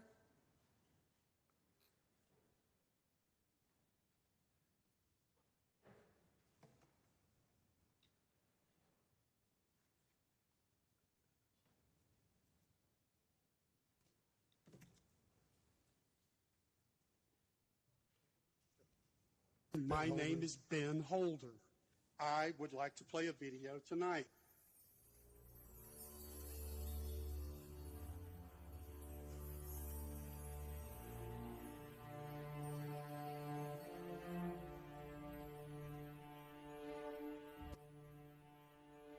Clips were edited to bring a different viewpoint. Clips were edited to bring a different viewpoint. Different viewpoint. Different viewpoint. Clips were edited to bring a different viewpoint. Clips were edited to bring a different viewpoint. Clips were edited to bring a different viewpoint. Different viewpoint. Clips were edited to bring a different viewpoint. Different viewpoint. Clips were edited to bring a different viewpoint. Different viewpoint. Different viewpoint. So I hope we all know now that, yeah, this podium was built for different viewpoints. 80 y'all sat silent. Aren't you an attorney? And she said, no, you can't play this video because of a different viewpoint. Viewpoints are absolutely allowed. And 8 of you sat silent. Then today, all these people come to this meeting. Me too. And keep in mind, on January 6th, you said I would not play a video because it was a personal attack. It wasn't at all. It was clips from a city council meeting, several clips. Then you said that I wouldn't play it because it brought a different viewpoint. There was a snow day. I played the video you forbade because Attorney Cubbage saw how ridiculous your ruling was. Now, today, I have absolutely played a video that could be seen as a personal attack. That was edited. So you're just making rules up. I just overturned it. And when all these people came in, the security guards, that guy right there especially, man, they didn't want signs in here. No signs, no different viewpoints, no personal attacks. Look at your rules of decorum. Did you actually read them? They're wildly unconstitutional. State versus Barthel, North Carolina Court of Appeals, 2025 says you can peacefully hold a sign. You're not disrupting the meeting. That's your only job, is to keep it from being disrupted, not to censor my message. That's why I played that over and over and over and over and over again, because you have no punishment when you violate my rights. My only punishment is humiliation. So you're going to, if I go get my sign, are these guys going to beat me up? Are they going to stop me? Am I going to jail? Or am I going to be able to hold it right back there? Because signs are a constitutionally protected activity, as is viewpoints, as is personal attacks. So am I going to jail, or are you going to let me hold my sign? Thank you, Mr. Holder.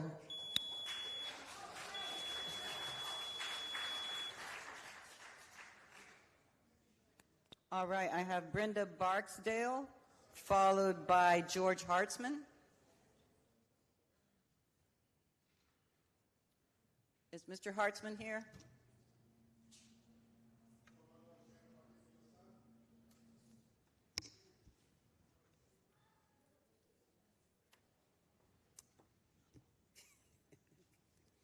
Good evening. I'm Brenda Artis Barksdale. My resident is 308 Urban Street. And to our mayor, our new mayor, thank you. Okay, and the city council members, Mr. Trey Davis, our city manager, and others. On behalf of Rand Monroe Communities Associations, Oak Grove Community Watch, which is Urban Street, and fellow citizens of Greensboro, thanks to the North Carolina Department of Transportation, Mr. Wright Archer and staff, the Greensboro Department of Transportation, our city manager, Mr. Trey Davis, former city council members, and especially to Sharon Hightower, who helped us fight this battle for over 10 years, and to our new mayor,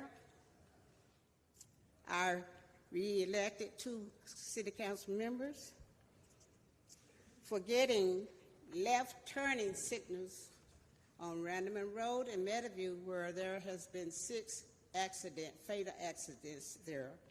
Also, a left turning yellow flashing light at Randaman Road and Florida Street to help to make these intersections more safer. The city of Greensboro wants to see some positive changes. Just remember to do what's right, what's fair, and what's justice. This is more acceptable to the Lord better than sacrifices. And you can find that in Proverbs 21:3. Also, we need to know the name of our new captain in District 2 on Sobalt Street for the police station. We do not have that information as the community. We appreciate it if y'all could get us that information. Thank you.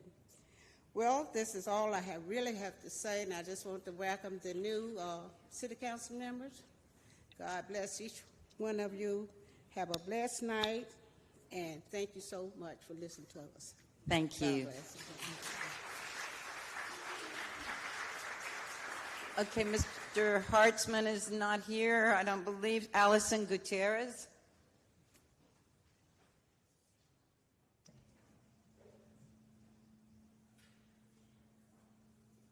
Followed by Yolanda Mitchell, who is on Zoom, Cynthia Hoskins, who is on Zoom.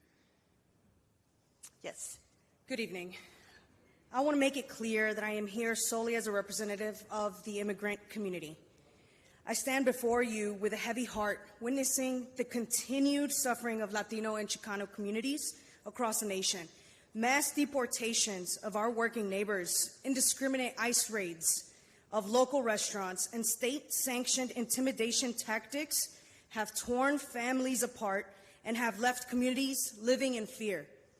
Every single day, hardworking people that contribute to our economy, lift up our communities, and enrich our societies are being targeted, persecuted, and sent to detention camps where teenage girls are being kept separate and hidden away. Detention camps where people are being killed without any consequence. Children are being separated from their parents, and entire communities are being destabilized by actions that prioritize punishment over due process. We cannot ignore these human costs. Whole families are enduring emotional trauma and financial ruin. Studies have shown that these effects are long-lasting and detrimental, not only to immigrant families, but to the overall health of our community, the safety and the economic well-being of our society as well. I am here to say that there is hope. Communities all over the nation are coming together to resist cruelty and protect their neighbors. Lawyers are providing free legal counsel. Volunteers are delivering food. Civic organizations have been working tirelessly to ensure human dignity and constitutional rights are being protected. We must stand together in solidarity. We must raise our voices and educate our local leaders to ensure that policies which threaten innocent lives are challenged peacefully and legally. Our strength lies in our unity, our commitment to justice, and in creating inclusive communities for all. Let us honor the courage to those fighting to protect our families, and let's commit to a future where no one is afraid to live, work, and thrive in this country we all call our home. Together, through peaceful advocacy, legal action, and community solidarity, we can push back against injustice. And here's a call to action for all of the city council members. Safety doesn't stop at the doors of AHA. If ICE is coming into Greensboro, the priority should be making sure they never touch our city's perimeter, our neighborhoods, or our people. Fencing in one building while the rest of the city is left open to for lack of protection is performative. Real safety is collective, proactive, and citywide. We demand the city to keep harm out of Greensboro entirely, not manage it once it's already here. The Brown Berets are watching, the Black Panthers are listening, the Young Lords are organizing. Thank you.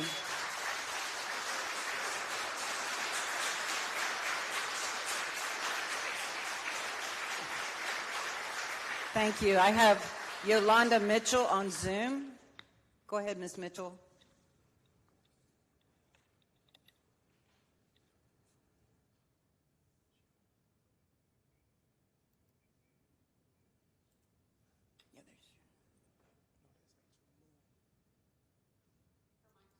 Are you there? You still muted? I think she's on mute. Okay. Are you able to go. hear me? Yes, yes, ma'am. Okay, because I was having a hard time hearing you all. Hi. To the mayor and the other constituents, I'm thankful to be able to speak on behalf of Willett Street Apartments. And Cynthia Hoskins is not able to be with us. And I thank C.R. Clark, who has tirelessly helped us with our endeavors. My name is Yolanda Mitchell, and I am a native of Durham, North Carolina. I'm a member of the North Carolina Tenant Union. I'm honored to share with the Greensboro City Council the strategies that we use to enforce stronger codes that our city previously had not been able to hold the landlords of Durham, North Carolina accountable for. There were certain violations that had occurred due to weak law enforcement of tenants' rights. We have experienced a lot at Willett Street Apartments, such as delays with fixing heat and air conditioning units and refrigerators, and also the upkeep of the building, which also included safety issues. We are forming our own tenant association at Willett Street Apartments as well. When we met with the City Hall representatives here in Durham, we shared from various communities in Durham the problems and mishaps that had occurred as a result of slumlords who had been negligent with repairs and safety issues. Since we were able to have the enforcement of codes, we have seen some immediate and profitable results. Tenants were able to get certain repairs within the 72-hour period indicated after the city responded to their request. Hopefully, this breakthrough will enhance our future endeavors and also will help prevent landlords from being negligent and irresponsible to tenants' needs. This ordinance that was passed will help keep buildings from falling apart and becoming irreparable, and also to avoid serious safety concerns. Our building is practically new, and we desire to keep a wholesome environment for those who are residents of Willett Street Apartments. We appreciate the City of Durham for aiding us in this effort. I personally feel that this change will benefit Greensboro as well. I thank you for the opportunity to speak to you. And as I say, we have been fighting for about 3 to 4 years now, and we have seen results as a result of the city, attorneys, the tenant association, other groups have been backing us. And I just thank God for the opportunity to speak to you today. And hopefully, like I said, it will benefit Greensboro to move forward in this area as well. Thank you. Thank you so much. Thank you, Cynthia Hoskins on Zoom. Then I have Leanne Graves and Casey Thomas. No, she's not on Zoom. Okay, we'll move on to Leanne Graves, Casey Thomas, and then Casey Thomas.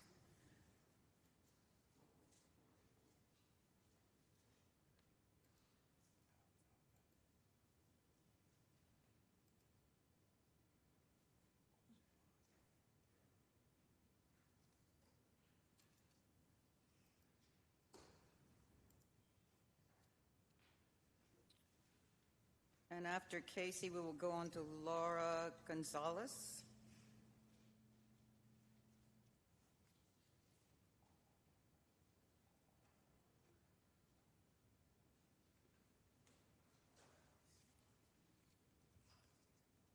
Hi, thank you. My name is Leanne Graves. I am a renter here in Greensboro. Thank you for the opportunity to address the council. I've rented for many years from a gentleman who I could only label as a slumlord. I have begged and pleaded for him to fix hot water, and heat. I've had to pay for the hot water to be fixed. I'm thousands of dollars out of my pocket trying to keep his house together. So I reached out to code enforcement, and they came in a timely manner. They were very kind and very personable. They took their time to address my issues. They made a good list of everything that needed to be addressed because it was affecting my life and my health. There were no smoke alarms in that house. And the one that I do have today, I put it in. He put the smoke alarms outside of the house, hung them up outside of my laundry room. He didn't install them, he hung them up. Code enforcement person comes back out. This guy came out and fixed maybe 2 or 3 things out of a list of about 10 or 15. Code enforcement, they come back out, and they're sitting in the car waiting for him to come for the walkthrough. They said, this time, if he doesn't show up, he's going to get fined. We're going to really nail him. So they wait for 30 minutes. They come back in, and they say, where are the smoke alarms? We'll put them in. I was like, oh, ooh.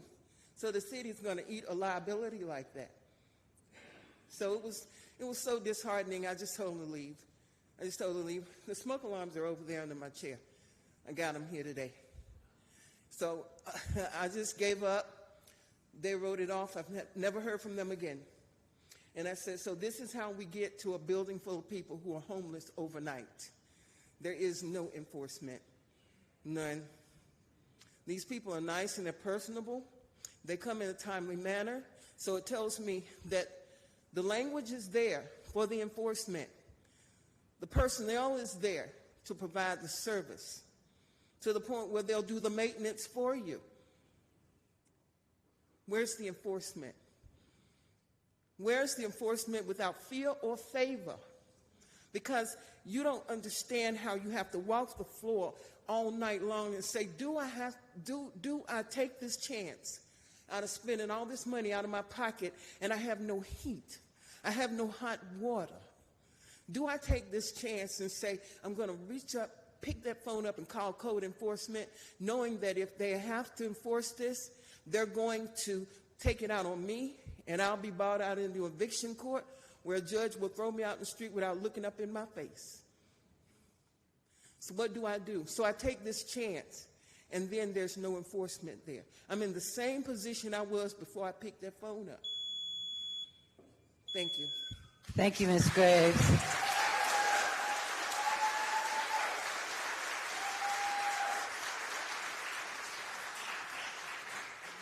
Ms. Thomas, followed by Laura Gonzalez.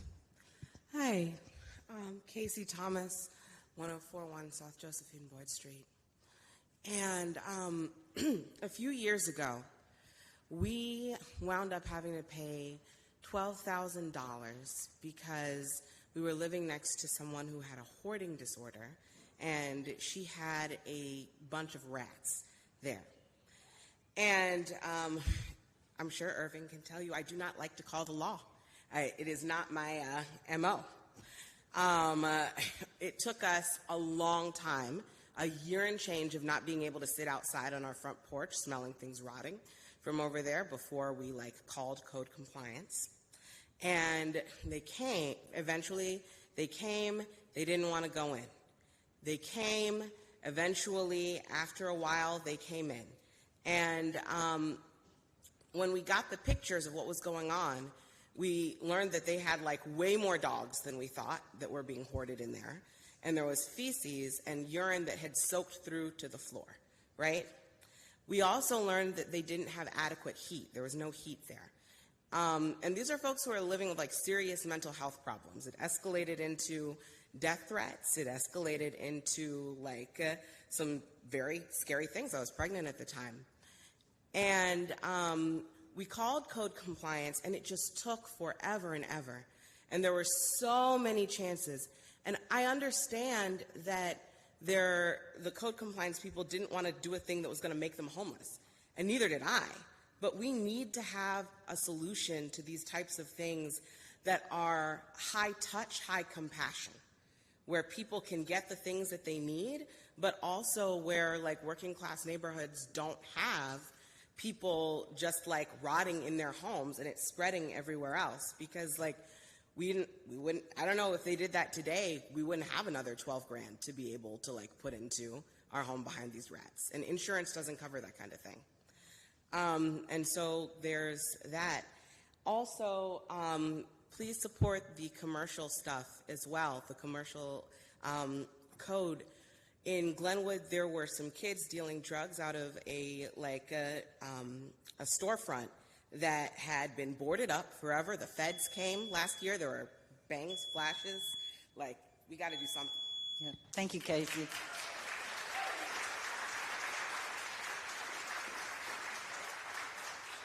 Laura, followed by Daniel Bayer, Kay Harriman, Alicio Rios.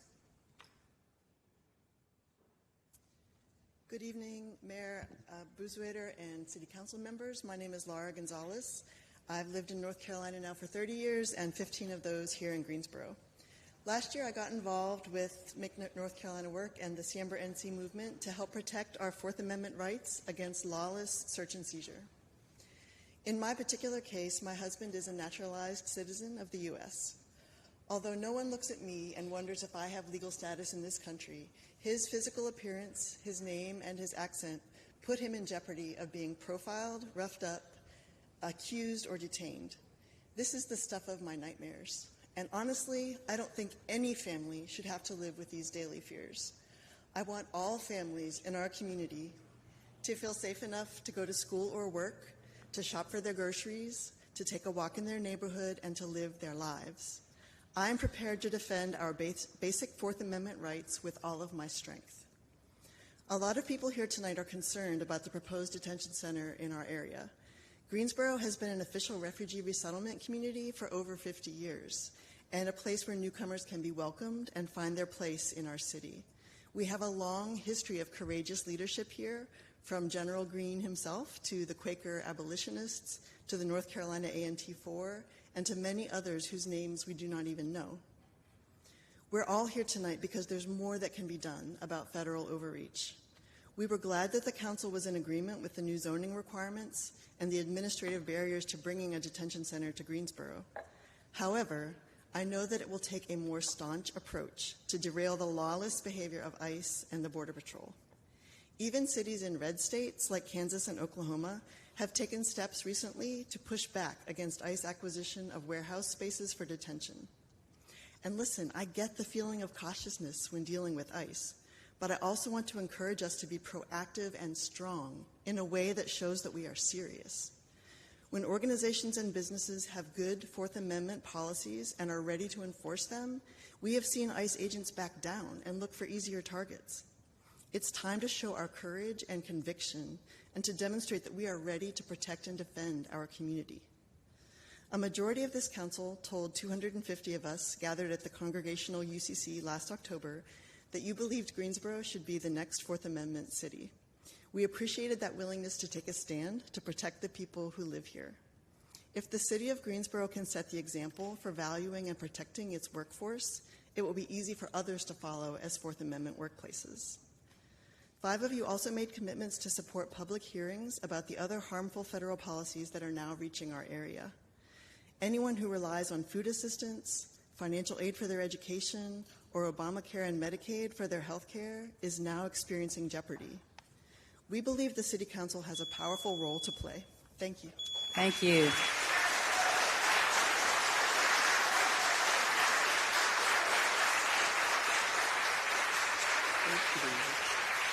Thank you. Mr. Baer, then Kay Harriman, is she on Zoom?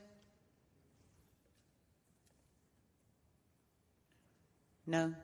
Alicio Rios, Billy Belcher, and Geoffrey Paulo. Hello, my name's Dan Baer. I live on Elam Avenue in Greensboro. First of all, congratulations on everybody getting elected to the City Council. I know there's a lot of hard work there. I also know that you will work hard to realize Greensboro's potential to include all of its residents in its prosperity and ensure a bright future for all the communities that make up our wonderful city. Unfortunately, along with joy at the new possibilities comes fear for what we see happening in other NC cities.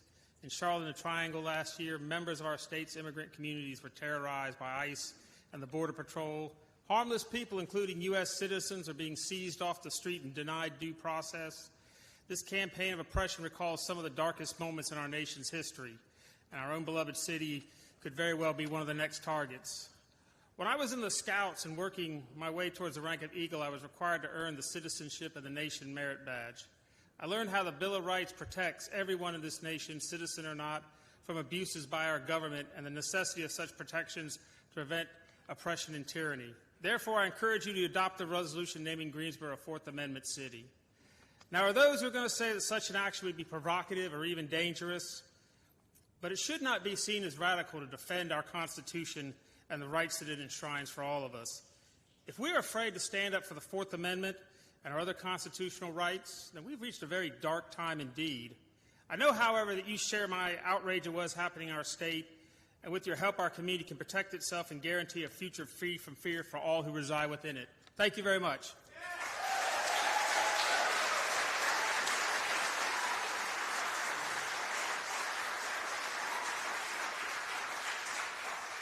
Thank you. Mr. Belcher, and then I'll go back and pick up Ms. Harum, and she is on Zoom.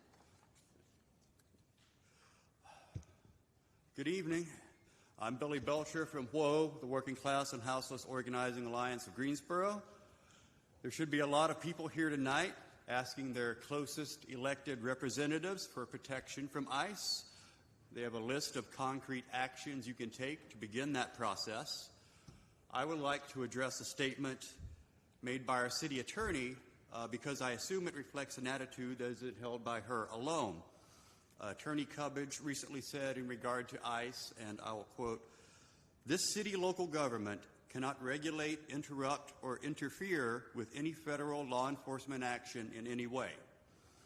Now, I understand that point. It says that you rank here and the feds rank up here, and if they give orders, you have to obey the orders.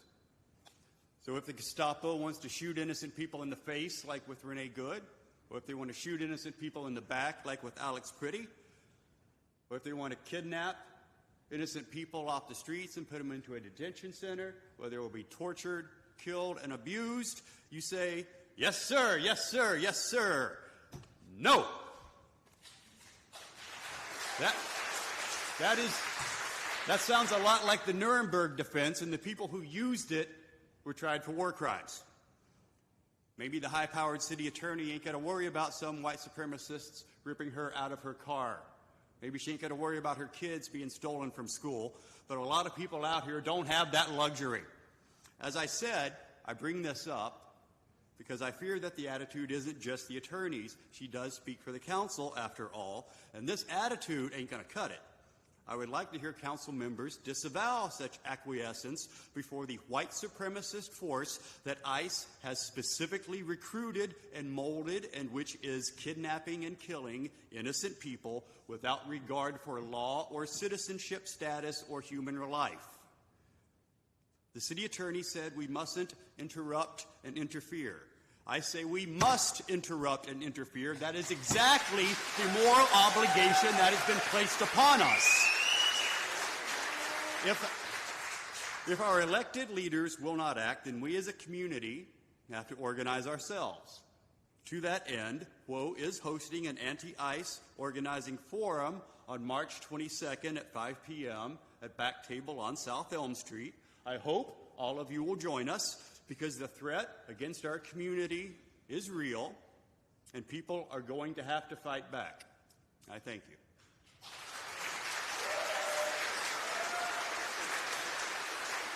All right, thank you. Let's go back and pick up Ms. Harriman. She is on Zoom. Then Mr. Rios, then Mr. Paulo.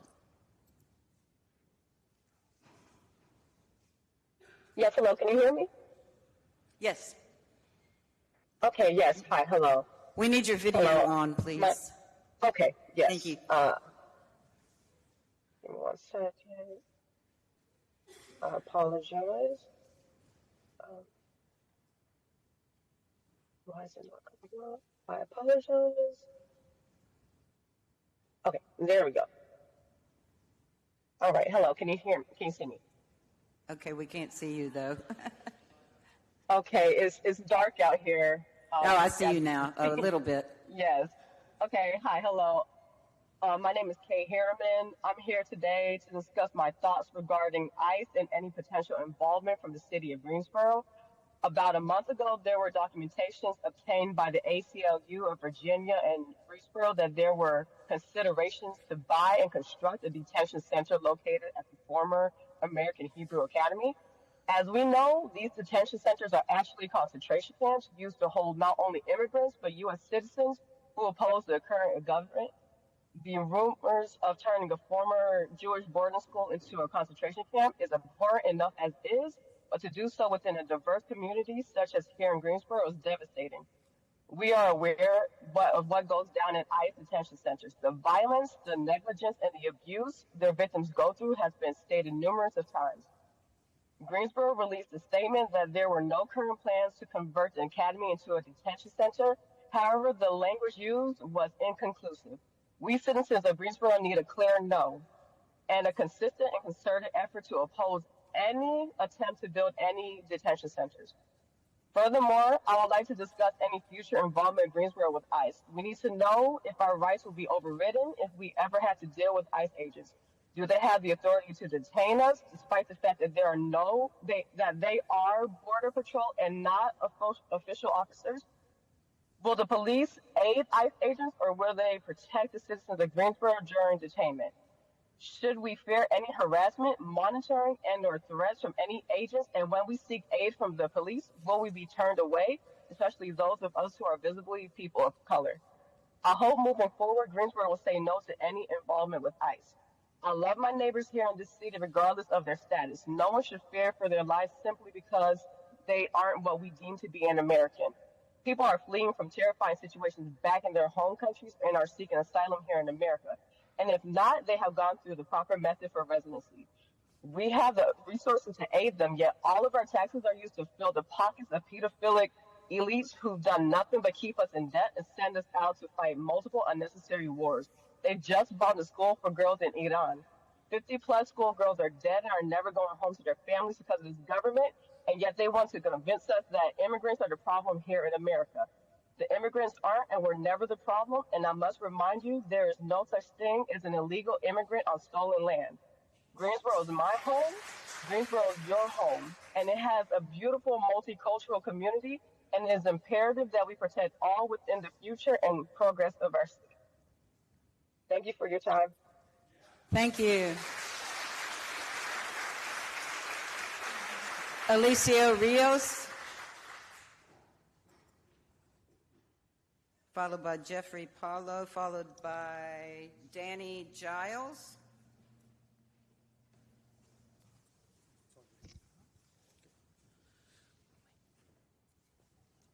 We respectfully ask for additional time. I will be the interpreter. I will provide interpretation from Spanish to English, Yes. and that will take longer. Sure. Okay. Thank you. Hola, muy buenas noches a todos. Yo me llamo Eliseo Ríos Aguilar. Good evening, everyone. My name is Eliseo Ríos Aguilar. He vivido aquí en Greensboro hace aproximadamente 8 años. I've lived in Greensboro for about 8 years. Hace un par de años, para ser exactos, durante la pandemia, a personas como yo me decían trabajador esencial. A couple of years ago, during the COVID pandemic, people like me were called essential workers. Cosa que ha cambiado una vez que cambió el gobierno en este país. Ahora, yo, así como me ven, soy un criminal. Soy un alien ilegal y tengo que ser deportado a mi país inmediatamente. Things have changed since the new administration because how I look or my accent, I am a criminal. I'm an illegal alien who must be deported and sent back to my country of origin. Quiero que sepan que el solo hecho de pensar que voy a salir de mi casa a trabajar en aquellos momentos me motivaba y ahora es todo lo contrario. During the times in the past, I was very motivated to go out from my house and go to work. But now it's very different. El solo hecho de pensar que en Greensboro exista un centro de detenciones me llena de temor y muchas otras cosas que me hace pensar acerca del bienestar mío y de mi familia. Only thinking about the detention center in Greensboro gives me fear, and it makes me think of many things, and I have fear for myself and for my family. En caso de existir un centro de detenciones aquí en Greensboro, al igual que a mí, a muchas personas les pasará lo mismo. If there is this detention center here in Greensboro, terrible things may happen to me and to many other people. Saldremos a trabajar con el miedo de no saber si regresaremos a nuestras casas, a volver a ver a nuestras familias, a nuestros hijos, amigos y vecinos. We'll go out to work with the fear that we might not come back and see our families, our friends, our neighbors again. De solo pensar que en algún momento de estar fuera de mi casa me encuentre con personas encapuchadas y armadas, me da mucho terror.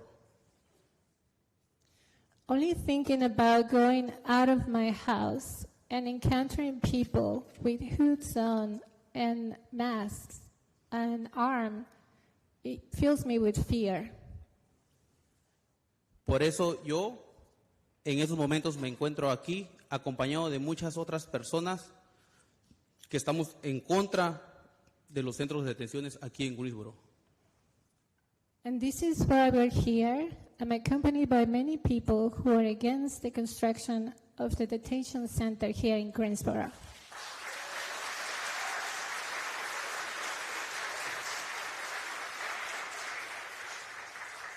Quiero que sepan que estamos agradecidos con los miembros del Consejo que han aceptado reunirse con nosotros. We are very grateful to the members of the council who have accepted to meet with us.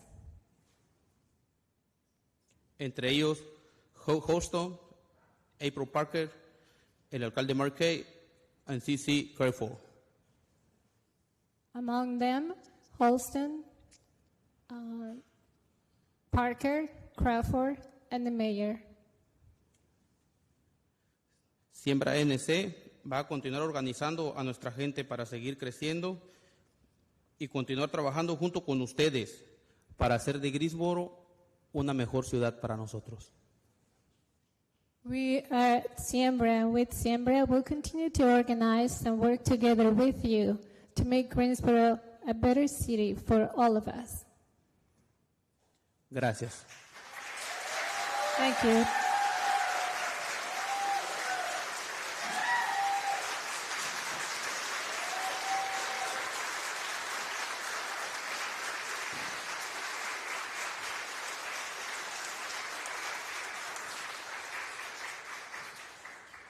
Thank you. Let's see, Mr. Paulo, is that, yes? Good evening.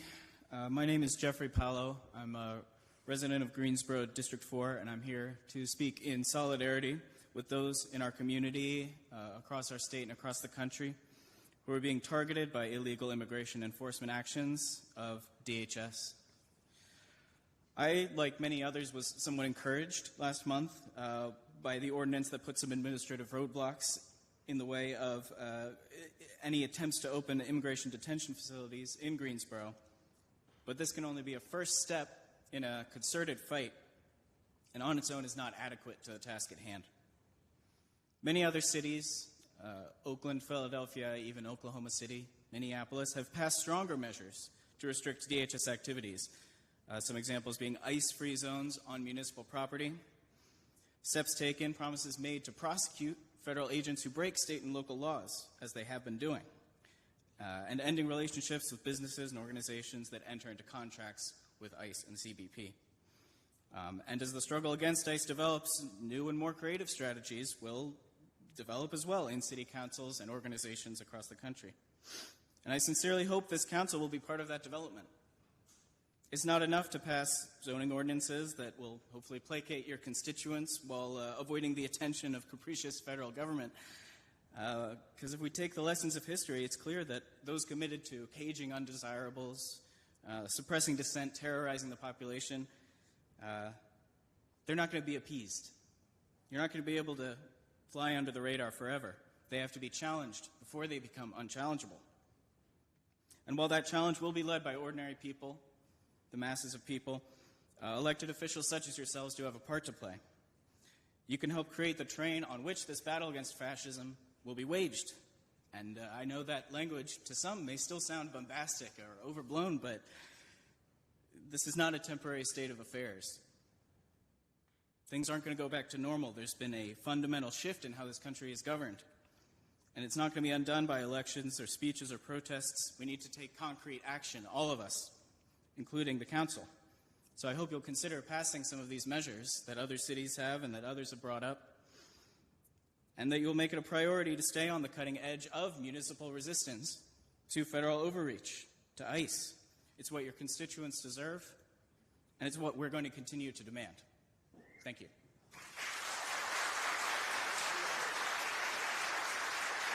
Thank you. Danny Giles, followed by Caitlin Grindell, and then Marilyn Lacunza. Hope I pronounced those correctly. If not, please correct. All right, thank you. I wanted to speak today about the report that the ICE detention facility is being sought in Greensboro and what the City Council will do in response. I've lived in North Carolina for almost all of my life, but I only moved to Greensboro about a year and a half ago. In that time, I've kind of fallen in love with the city. So much of what I see here gives me hope for my future and my future within this community.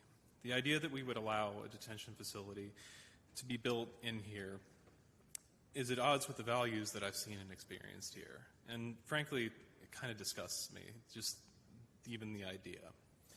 We cannot sit quietly and let this happen. While I want to stop it everywhere, I know the realities of politics. I know that I can't change what happens in Raleigh or at the federal level just by myself. But I can speak strongly here in this city, the place that I call home, and try and really emphasize that we have to say no. We don't want to make it harder. We don't want to condemn with statements. We just say no.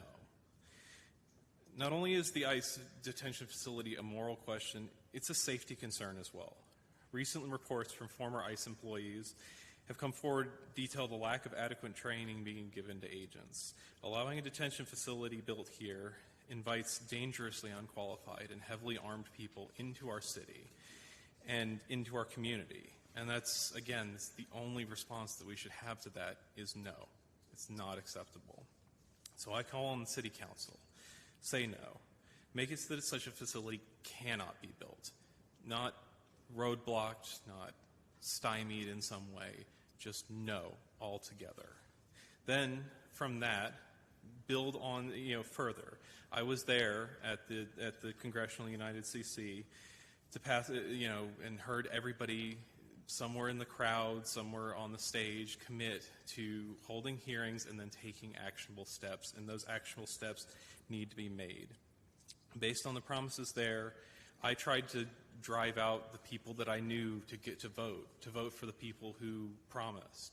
And those are promises that I really hope and expect to be kept. And I guess lastly, this is a moral issue at this point. This isn't, when you go back and you look at the various people throughout history and those who are on the sidelines, do you really want to be the person who said, yeah, I was there and I was in some sort of position of authority, even if it's not a big one? We don't have any illusions about how much the council is able to actually shape. But do you really want to tell kids, grandkids, historians that you just kind of sat there and did nothing? I know I wouldn't. Thank you. Thank you. Caitlin Grindell, followed by Marilyn Lacunza, followed by Sydney S.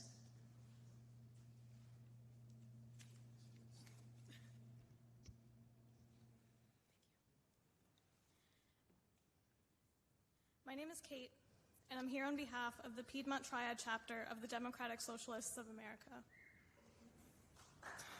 I want to first thank the City Council for taking swift action at the February 17th meeting by tightening up zoning requirements, which would make it more difficult for ICE to erect detention centers in our community. But we urge you to do more. We ask for a complete ban on any future ICE detention centers in the city, no matter the location. We also ask that the Greensboro City Council swiftly pass a Fourth Amendment resolution, which would direct city staff to limit their cooperation with ICE to the fullest extent possible and require a judicial warrant for ICE to access any city facilities. This is well within the city's rights to do. Last September, the Durham City Council unanimously passed a Fourth Amendment resolution. Greensboro must do the same. There are no excuses. It will financially cost the city nothing to enact a Fourth Amendment resolution. But as we saw in Minneapolis earlier this year, we know the terrible cost of ICE invading local communities. ICE is a threat to everyone, no matter where we are from, and we cannot afford inaction. The Piedmont Triad DSA has an important message, one that many have echoed today, but is worth repeating. Our immigrant neighbors are not our enemies. Regardless of where we're from, we all want the same things out of life. But politicians, not necessarily all, but some politicians and their billionaire donors will point the finger at immigrants to distract us while they defund our health care to enrich themselves by not paying their fair share of taxes. We must come together and reject their scapegoating. Join us to stand with our immigrant neighbors. Join us and say no to any ICE detention centers at any site. Join us and say yes to becoming a Fourth Amendment city. Thank you.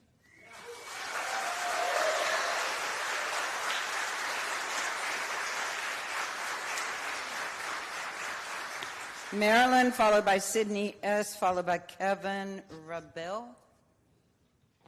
Good evening, Mayor and City Council members. It is not enough to say that zoning is not enough. We need to do more as a collective. My name is Marilyn Mendiola Antunes Lacunza de la Cruz, and I'm here because I swore an oath to serve the Lord and his people. You swore an oath to support and defend the Constitution. That oath requires protecting civil liberties and ensuring city policies uphold the rights of every resident, regardless of status. State law includes House Bill 370, requires county jails to cooperate with federal immigration authorities. This law is causing people to be deported for minor infractions like driving without a license. Many of these residents face separation from their families or avoid court entirely out of fear, resulting in arrest warrants. Outside detention, the city can implement a policy requiring judicial warrants before responding to federal immigration requests, reinforcing the Fourth Amendment and building trust between residents and city government. This can be done through city council ordinance or departmental policy. The city can strengthen family stability by creating our own or partnering with Legal Aid of North Carolina and university law clinics to provide regular immigration legal clinics. Study shows that families with legal representation are 3 times more likely to avoid prolonged detention and family separation. These clinics can be hosted at the city facilities, coordinated with nonprofit partners, funded through existing grants, or the city's community service budget. Multilingual public information campaigns, live interpretation at meetings, including American Sign Language, and mandatory cultural competency and de-escalation training for city staff and Greensboro Police Department strengthen civic participation, reduce complaints, and improve compliance within the city procedures. Implementation can leverage existing staff training, budgets, and partnerships with universities and nonprofits specializing in these programs. Supporting a municipal ID program like those run by Faith Action International House allows residents without state ID to safely access city services, libraries, banking, community resources, or even just picking up their children from schools. The city can provide official recognition, help with printing and distribution, and partner with nonprofits to expand enrollment. Cities with municipal ID see higher civic engagement and lower barriers to essential services. Preventative health outreach through partnerships with Cone Health and Novant Health, including mobile clinics, reduces emergency room visits, improves health outcomes in underserved neighborhoods, and saves taxpayers dollars. The city can provide facilities logistical support or funding for supplemental, while hospitals contribute through the community benefit programs. All of these steps are practical, constitutional, and fully achievable using existing city budgets, federal grants, and nonprofit partnerships.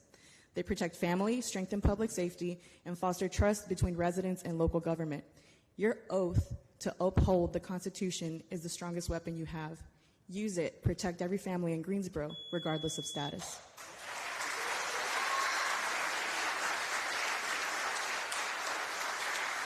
Okay, Sydney S., Kevin, and I'm sorry, maybe Rabel, I'm not sure how to.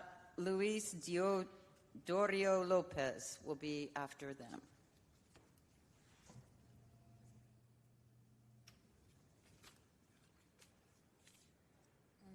Hello. I'm here because I love America and I hate ICE. Thank you. When I first came here, this is first City Hall meeting, kind of nervous, but when I first came here, I thought it was all the property tax people outside, and they were like, I thought I was in the wrong place because they're like, we love ICE, we love ICE. I was like, oh, I don't think I'm in the right area. This is not my tribe.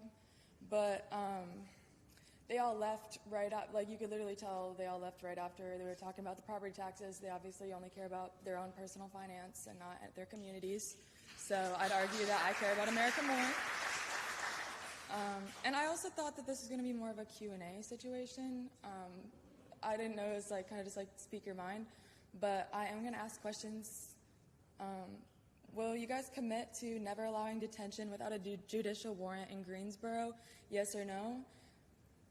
And do y'all answer that? Okay. And then adding on to my questions, if a resident is wrongfully detained due to ICE cooperation, who takes responsibility, the federal or the state? And then what safeguards are going to ensure our police are not violating the Fourth Amendment? Yeah. Let me know.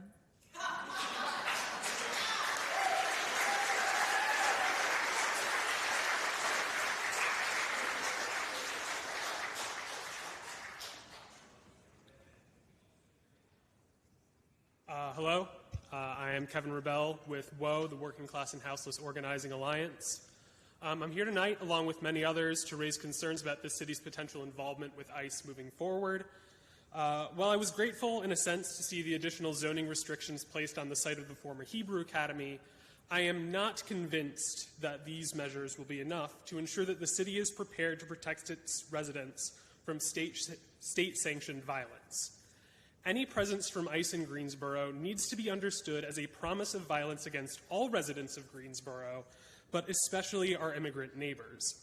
ICE exists in a lineage of so-called law enforcement agencies tasked with repressing and brutalizing whichever population is the popular scapegoat of the day.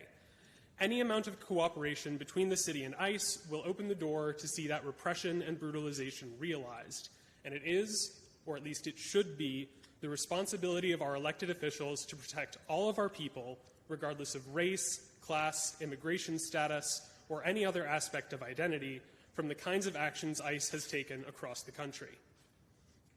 And to my fellow citizens, I want to take this time to remind you that while immigrants might be the popular scapegoat right now, it has been in the past and will become again in the future any group which is inconvenient to those in power. And we need to remember that none of us is safe until all of us are safe.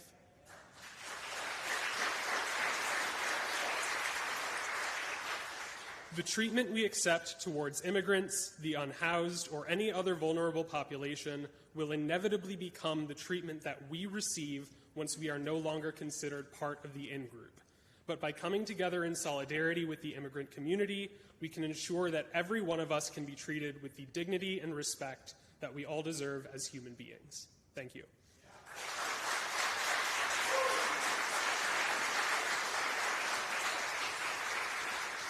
I have Luis Diodorio Lopez. Then I have Jonathan Wall, and then Terrell Dungy. I forget how to say Dungy.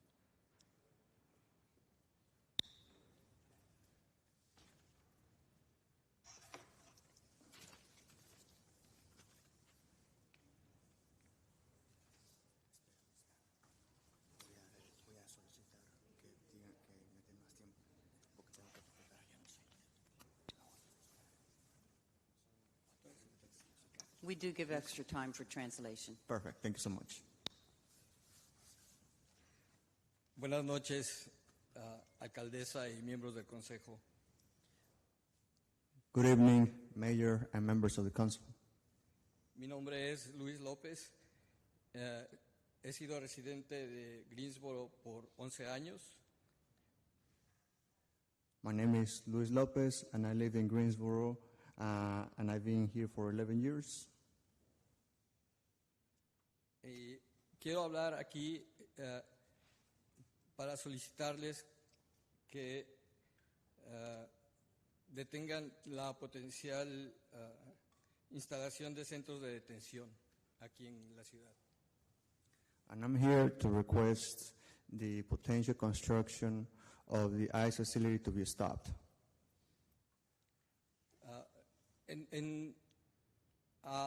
A mí y a mi familia y a mis amigos nos afecta especialmente esta situación.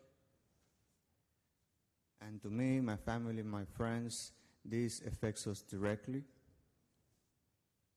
Porque hay un temor, una angustia de salir a la calle y ser detenido por gente que asumimos que son gentes de ICE. Because there's a great fear and anguish that we feel every time we go out, because sometimes we think there's undercover ICE agents all around. Y por la experiencia que hemos tenido y hemos visto en los medios de comunicación, tales agentes no respetan a nadie, no respetan el estatus migratorio de nadie, solamente si se ven como yo me veo o hablo como yo hablo. And what we've seen through social media, the press, and other types of forms of communication is that these agents do not respect anybody or anyone, especially people who look like me and speak like me. And also, they don't also respect the immigration status of anybody.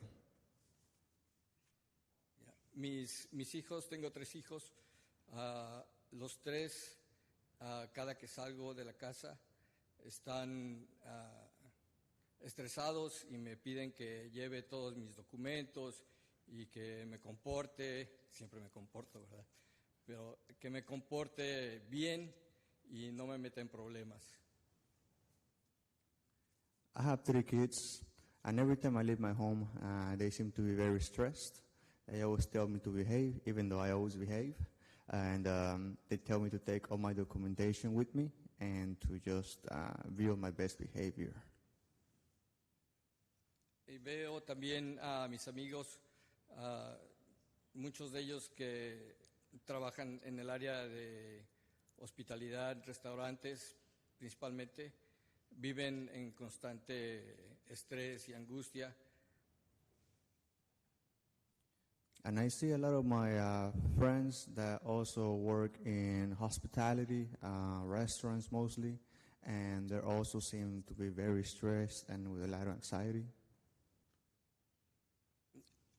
Como ustedes saben, en tales áreas de trabajo prevalece mucho el trabajo de los hispanos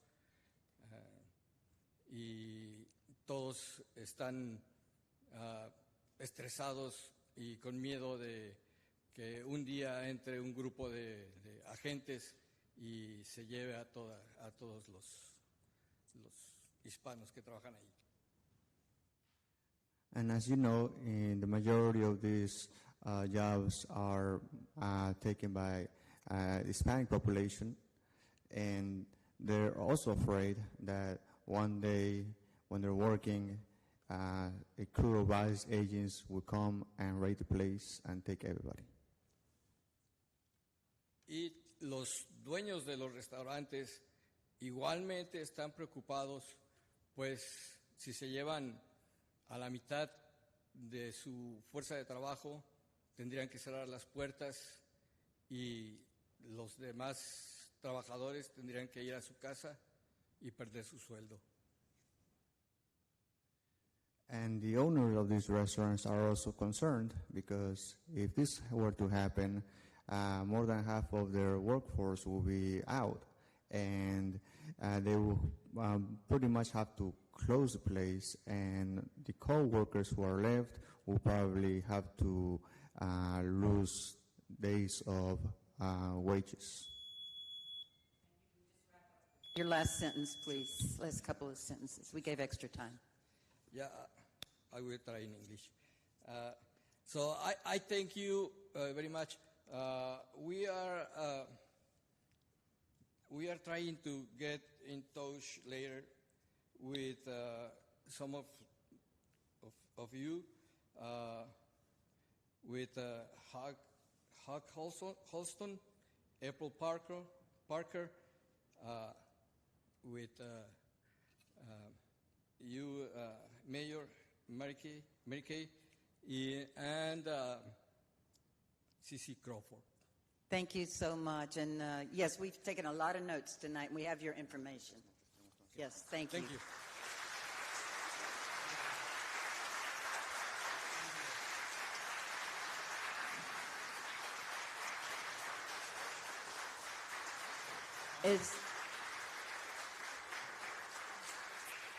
Is Jonathan Wall here?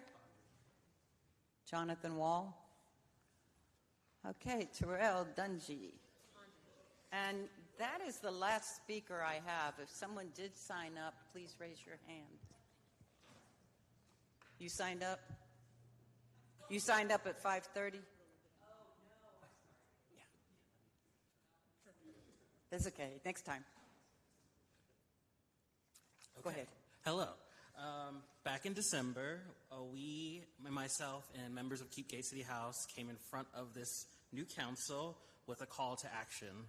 For years, the city has needed to do more to combat negligent landlords that are unresponsive to the city. We've heard cases of that earlier. During that meeting on December 16th, the city was rapidly responding to 160 families being displaced at the district due to fire hazards. For 2 years, we've come before the prior city council, bringing tenants to share their conditions they were living in and requesting more be done to make these landlords take care of these properties. Myself and other volunteers have seen the conditions of these homes, the pests, the lack of appliances working, the sewage and litter just scrounged about, not to mention the just downright mean, nasty, rude behavior of these landlords in property management companies. It's challenging to live in, but even challenging to keep fighting and paying for these substandard spaces. We were supposed to have 2 tenants come speak tonight, but they are currently prioritizing finding other accommodations as they've been fighting in court to get their repairs tended to, and they've just had to leave. I hope we can't keep allowing the city to overlook this behavior of these landlords. I hope after the case with the district, the city now understands that having bad landlords cost all of us, especially when we're coming up on budgets that we're already going to be stripped thin. I bet having to rehouse 160 families did nothing for the city. With that said, we've asked the council in December to look at doing more for tenants in our enforcement process. We want to hear what the council has been up to in the last 2 months that y'all have been meeting as a group. Could the council please shed some light on what has been moving around the conversations of code and moving in code compliance, and what is council willing to do when it comes to listening to the experience of tenants more? I know strong policy is great, but what is lacking is a lack of investment in centering our renters and tenants who are the main consumers of our affordable housing. We need to make a concerted effort to keep them at the table because we know the apartment association is already probably at the table and already having that opportunity to speak to y'all, which just puts them at a bigger advantage to advocate for their needs over the tenants. I would appreciate any response. I know you're not supposed to respond, but any response you could give me at any time, I would greatly appreciate that. And good job, Council. Thank you.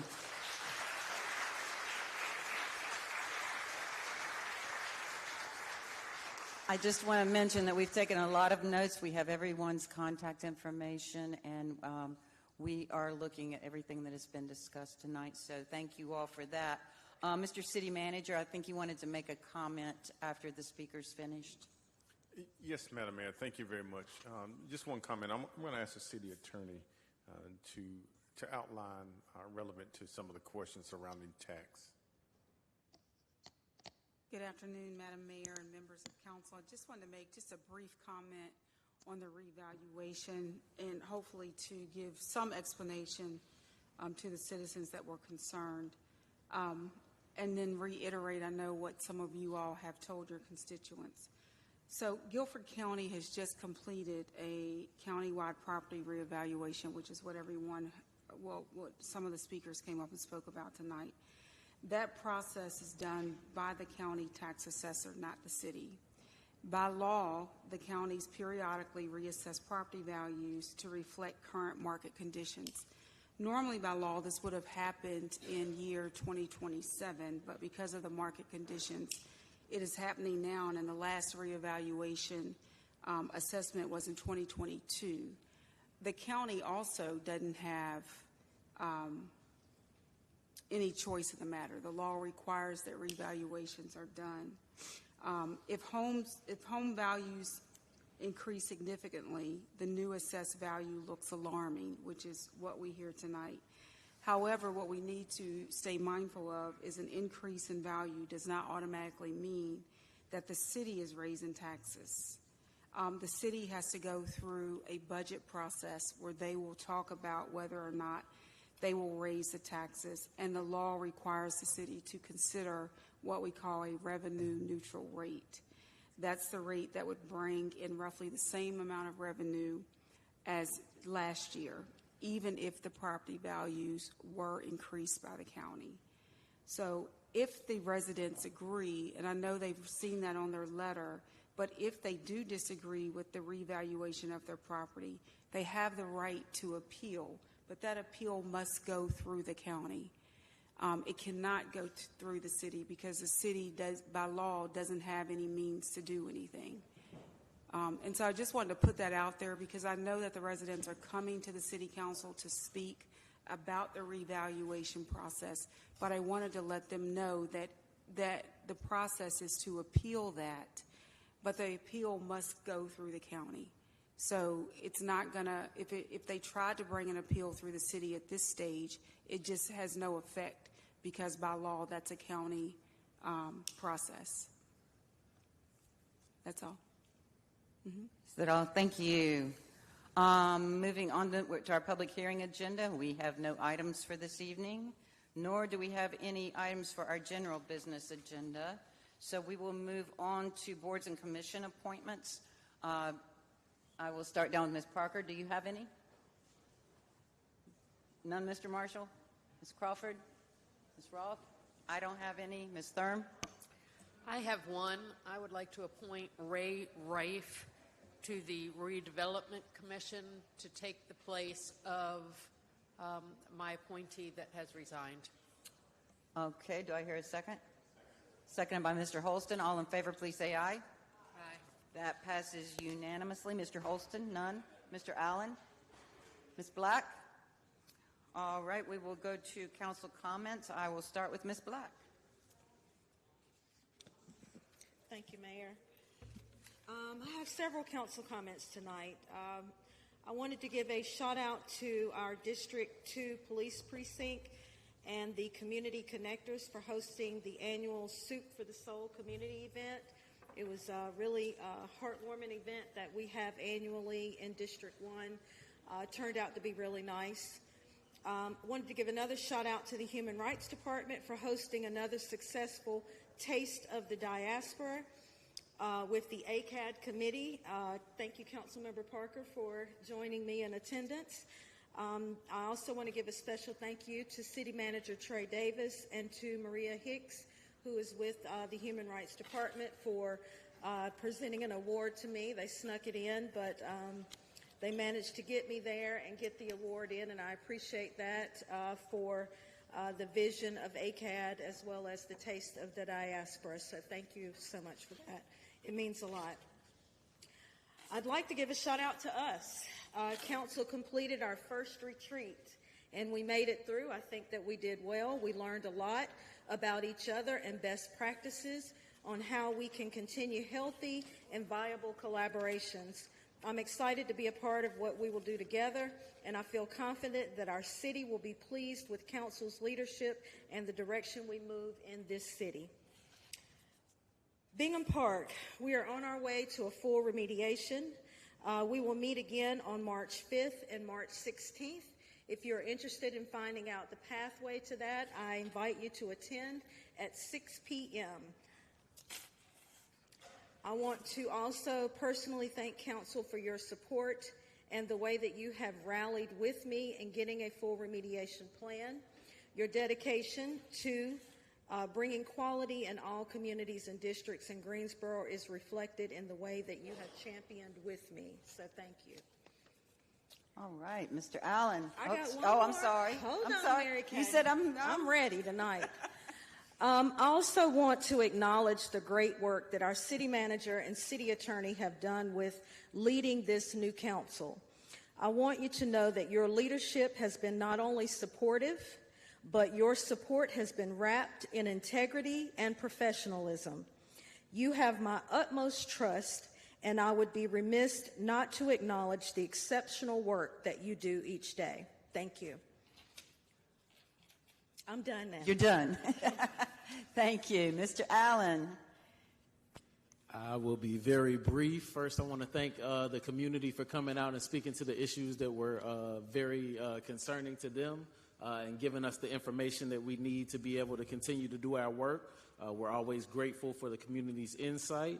Also want to stand on the backs of Councilman Black and thank the city manager and the city attorney for their leadership in just getting us acclimated to this whole process.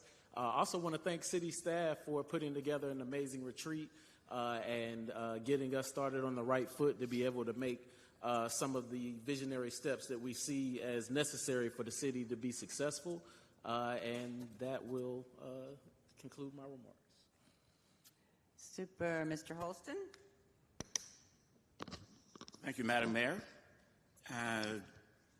I'll reiterate the council retreat that we just had last week was very informative and very helpful, especially for us being a relatively new council with so many new members.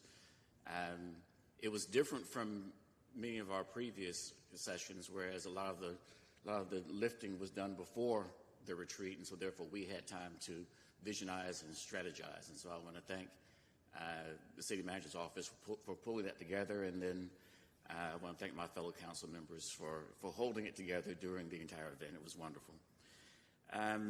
Council Member Parker, I want to thank you for the downtown business walk. I was there on the 23rd. It was very vigorous and informative, listening to the small business owners talk about everything, parking to safety, to just making sure that we keep our eye on the ball here in Greensboro. So thank you for pulling that off so successfully. Council Member Black, thank you for pulling together that Bingham Park conversation with the community. It was also very energetic, but many of those who attended were very excited about the possibility of the possibility. As was said then, nothing is finalized. Phases 1 and 2, phases 3 through 5 have to still be worked on, but as we said, keep hope alive with Bingham Park. Also, I want to say that Last month was Black History Month. I had the opportunity to attend the Gateway Adaptive Black History Living Wax Museum, and where the students dressed up in living wax, so to speak, and historical characters, African American and folks of color. It was very exciting and very, I would say, emotional, but to see the students engaged and engaging, and the parents and the instructors, it was a wonderful event. I also want to say that for those residents who did come out tonight to speak about those topics that are on top of their mind, I want you to know that for each and every council member, they're also on top of our minds. Code enforcement, property taxes, immigration, those things are also on our mind, and we'll be doing all that we possibly can. We do have our budget sessions coming up when it comes to the city of Greensboro, separate from the county, and you'll be hearing more of that from the city manager's office and also from council members. And I also want to say that I appreciate the work that our city manager and city attorney have put into helping to inform, educate, provide the information to this new council.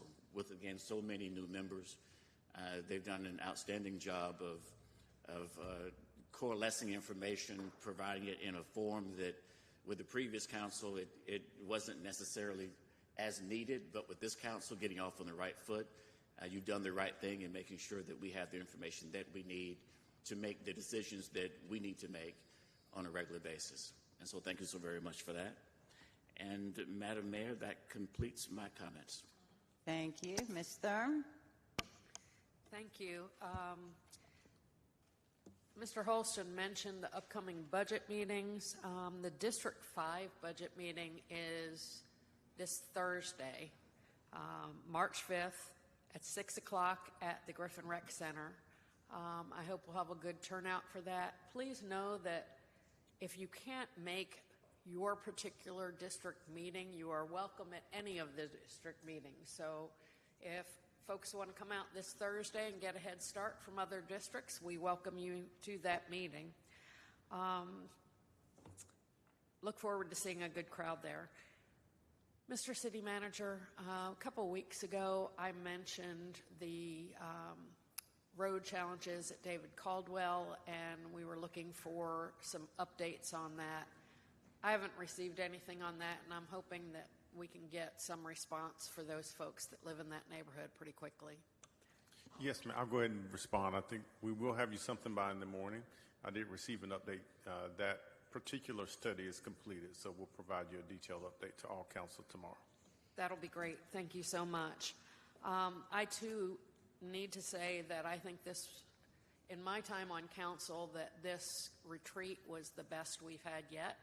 I think the focus on strategy was warranted and was welcome, and I think that all of us felt really good about the 2 days we spent together. It was a long 2 days, but well worth it. So thank you all for everyone that worked on making that retreat a reality for this council and for the city of Greensboro.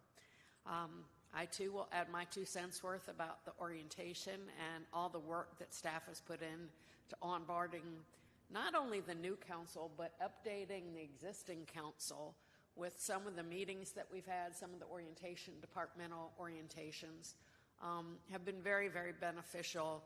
Even if we heard it 4 years ago or whatever, a lot's changed in 4 years. It's been great to get those updates. And I think that really has set the tone for the next 4 years. I just want to say that I am very excited and was very energized after our retreat. And as I've told a number of people, I think we're going to see really good things happening in the next 4 years. And I'm very excited about that. So thanks to staff, to the city manager, city attorney, and to all of you. I really appreciate the spirit with which we all came together at the retreat, and I think we've got a lot of really good work ahead of us. Thank you. Thank you. All right, Ms. Roth, I'll go down that way. Okay, thank you, Madam Mayor. I appreciate it. First, I want to say to the community members that came out tonight and that tuned in, your comments and giving voice to the moments that we're facing right now is truly important across the board. I appreciate so many people coming out, but your input, both whether online or the phone calls or emails and otherwise, are very significant as we're taking our steps as we go into the budget, as we're looking at various ordinances. So thank you very much for engaging. It is an important part of what we do in terms of representing our community, and that is a collective sport that we all have to continue to engage in. I too want to say thank you to my council colleagues and to the city staff for the city council retreat. It was truly robust. We've already seen follow-up in directions coming out of it. I personally am very appreciative of the order and direction. I think we really came together in terms of the direction that council wants to take from a strategic standpoint. Staff heard that. We heard each other. I think we will be stronger for it, and we also are holding ourselves accountable. So I just look forward to what's next. And honestly, it has been representative of our short time here on council. The work that we've seen from the city manager and the city attorney and their collective staff, the work that you're doing, I echo what my colleagues have said, but it's also keeping up with the energetic nature of this council. There's been efforts to both look at new concepts or look at old concepts in different ways, and you all have been truly, truly responsive and immediate in that response. It's exhausting to watch how you all are working, and we appreciate it a great deal. I want to, so just let me make sure I just say that the work that you all are doing is very significant, and we applaud you. I think I can speak for everyone in saying that. Want to acknowledge that it is Women's History Month, and in particular, Habitat for Humanity of Greensboro has a women's build. Our kickoff is actually this Saturday, March 7th, and some of my council colleagues, if not maybe all of them, and potentially staff, will be participating in a women's build on March 14th. And just to put it in context, 1 out of every 10 households in this city is led by women. The idea of creating home and giving space to individuals is not just for that family, but it's creating community. So I thank you all and encourage you all to come out or do something to honor the women in your lives, or to support those that are around you overall. But Habitat is going to be very active this month, so I look forward to seeing you all. Thank you. All right, Ms. Crawford. Thank you. I have to echo thank you to the community that showed up tonight to speak, from taxes to immigration rights, civil rights, human rights, as well as our housing situation for many of our tenants. What I heard from that is a request for a tenant forum to hear from tenants around the ordinances that we are actively working to bring to the city to help make sure that our rental properties, our communities, our commercial properties are not a blight in our community, and that they are keeping each of us safe in our homes and in our communities. So we'll look at how we can fit that in. And then also a forum for all of our neighbors across migrancy status. I know that we were at a town hall where some of us did make a commitment to an ask, and so I know that I sent my thoughts around what we could do about a forum with our neighbors, have spoken with April about that. So we haven't forgotten our promises. I just want to make sure that the community knows that we are behind them in every way that we can. We do have budget town halls coming up. Mine is on the 10th. We also have District 2 Town Hall on the 18th. I do want to thank the City Manager Davis and our City Attorney Laura Cubbage. You all have been extremely helpful in learning how to move policy from this side of the dais, and I greatly appreciate it. Also, to the city manager's department, thank you for the retreat and the onboarding and everything that you've tried to do with the tours. It's a lot, and we are trying to show up for all of it, but we really do. When we can't be everywhere, we appreciate that you've done that to help us along. Around the taxes, we didn't do the reassessment. But I do know that the county is going to have 5 town hall meetings across the county, and taxes is a large part of that. So I hope that folks will show up to those and get your questions answered.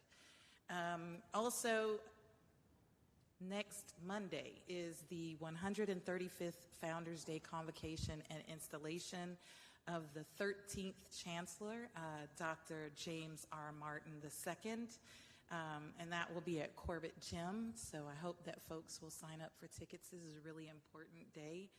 And then also GSO CAN will have their next meeting on Thursday. It is 4:30 to 5:30. Please check our website for all of the information. And again, you know, I'm so glad that we kept the 3 minutes, because even though we had so many speakers, we wanted to make sure to hear from each and every one of them. And I also want to look at how we can do our work with community that needs translation, how we can do that better. Even if it's from the dais and allowing for translation, if it is having someone here to help us with sign language or translation, I'm open to any suggestions on how we can serve the community better. All right, Mr. Marshall. Thank you, Madam Mayor. And I also want to echo thanking all of our speakers. We always appreciate the concern, the feedback, and the comments. That kind of engagement with us is so important. The retreat last week was fantastic. I left so hopeful and energized from working with all of you and what we're going to be able to do together, and leading as a group towards some consistent and clear goals and projects. So I'm really excited to see where those things pan out. We did just finish the last of our 3 downtown walks. Really appreciate everybody from the community's participation, for coming out, for walking with us. Thank you to Councilwoman Parker for organizing those. And I want to let those folks know that the conversations are not over just because we've finished those walks. And as we've been sitting up here tonight, it has even been announced that the surface and street parking is going to go from starting free at 6 p.m. to starting at 5 p.m. There are some other changes that have been worked in there as well that I'm not going to read from up here, but I'm sure they are out and about already. But we are working to make some positive changes regarding safety, regarding parking, and so that folks can come to our downtown and feel safe, engaged, and so that our small business owners can operate and try to succeed a little bit better than things are going right now. I also want to express my support for city staff, for our city manager, for our city attorney. You guys take a lot of blows in the media and social media like we do. I want you to know we've got your backs just like you've got ours. We think you guys have been doing a phenomenal job and appreciate everything you've done for us. And because somebody will say you put us up to saying all these things, no, you didn't. Just want to make all that very clear. We appreciate you, we see you, and thank you. All right, Ms. Parker. Yes, just quickly. The council speaks my mind. I echo every sentiment. And I also just want to remind the city and the county that it's election day tomorrow. And I hope everybody can get out the vote, because it's only because of an historic mobilization of voters in our campaign last wave that I've been blessed to work beside for the last 90 days in office, in a once-in-a-lifetime council that has truly hit the ground running in partnership with management and staff. It is because of the rigor and the standard and everybody coming together that we are now looking decades into the future. And I just ask that everybody go out and vote because it really does bring change. Thank you. Great. I'll go last on the dais.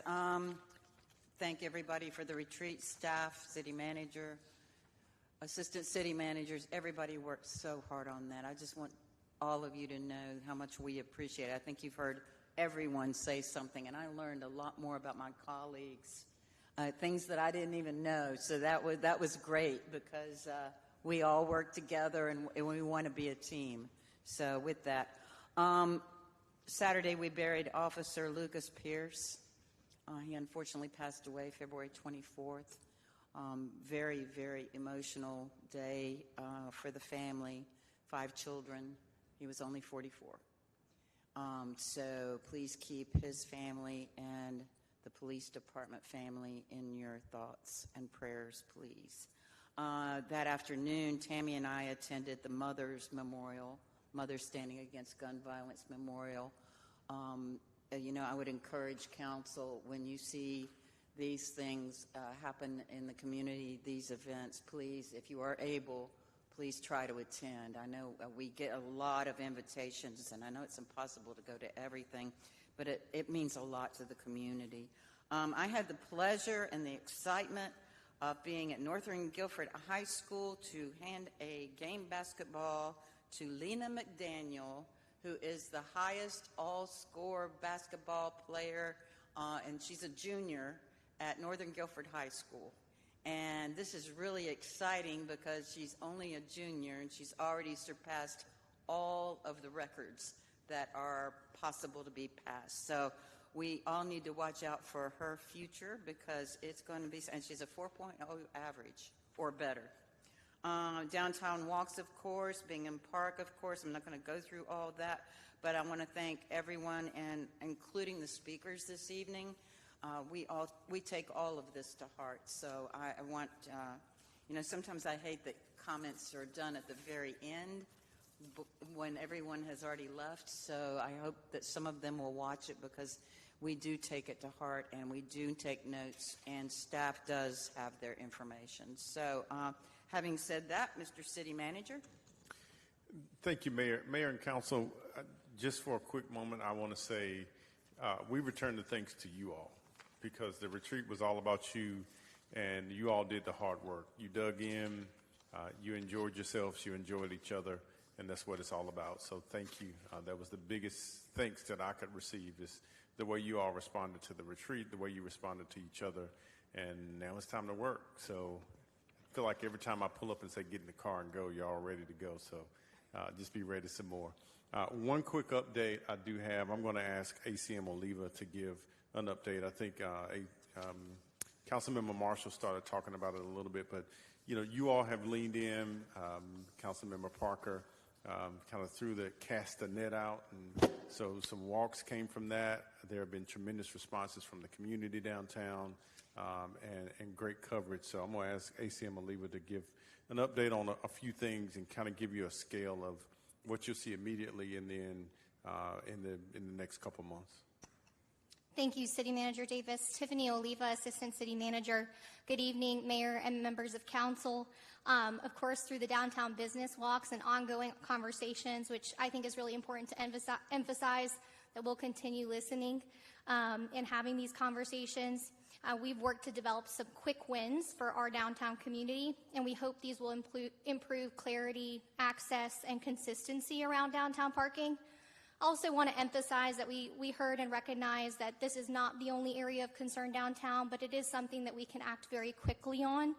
And so together with the analysis that was done, thank you, Councilmember Parker, and to our community relations staff, we've developed these quick wins. And so there are 6 that we're working on through midsummer, and then another 3 that we're going to be working on now through early fall or even before then. So the 6 through midsummer are 1, clarifying our parking rules by making the signage more clear and consistent across downtown. Number 2, which Councilmember Marshall already shared, we have changed the surface lot and on-street free after 6 p.m. to free after 5 p.m. So now folks will get an additional hour free. And I also want to remind folks that our surface lots and on-street parking remain free on weekends and during city-recognized holidays. We're going to do some increased efforts around community engagement and communications on our social media platform, creating some informative videos and making sure folks are aware of these changes. Number 4, ensuring consistent enforcement. That way we have turnover in some of these spaces that often get held up downtown. We're going to work on promoting access to the Park Mobile digital payment platform. So we're rolling out a how-to video. Thank you again, Councilmember Parker, for suggesting that. And then the last one is that we're working to clarify and consolidate our loading zones so that they can be used for both deliveries and then also for curbside pickups. And then the 3 midterm wins that we're working on is reviewing our outdoor patio dining that are located in on-street spaces, and we'll be doing that in coordination with the leaseholders over the next several months. And then the 2 most, I think, exciting ones, and we'll see how all those program details shape up in coordination with you all, is the program details for a downtown service employee parking program. And then the other is exploring some payment validation options for patrons that are visiting downtown. So again, taken together, these changes are intended to make parking easier for those who live, work, and visit downtown. And again, really appreciate your leadership. Thank you. Madam City Attorney? Nothing much, Madam Mayor, just to say thank you to the City Council for your kind words tonight. I can say for me and my staff and legal department, it's truly an honor to serve you.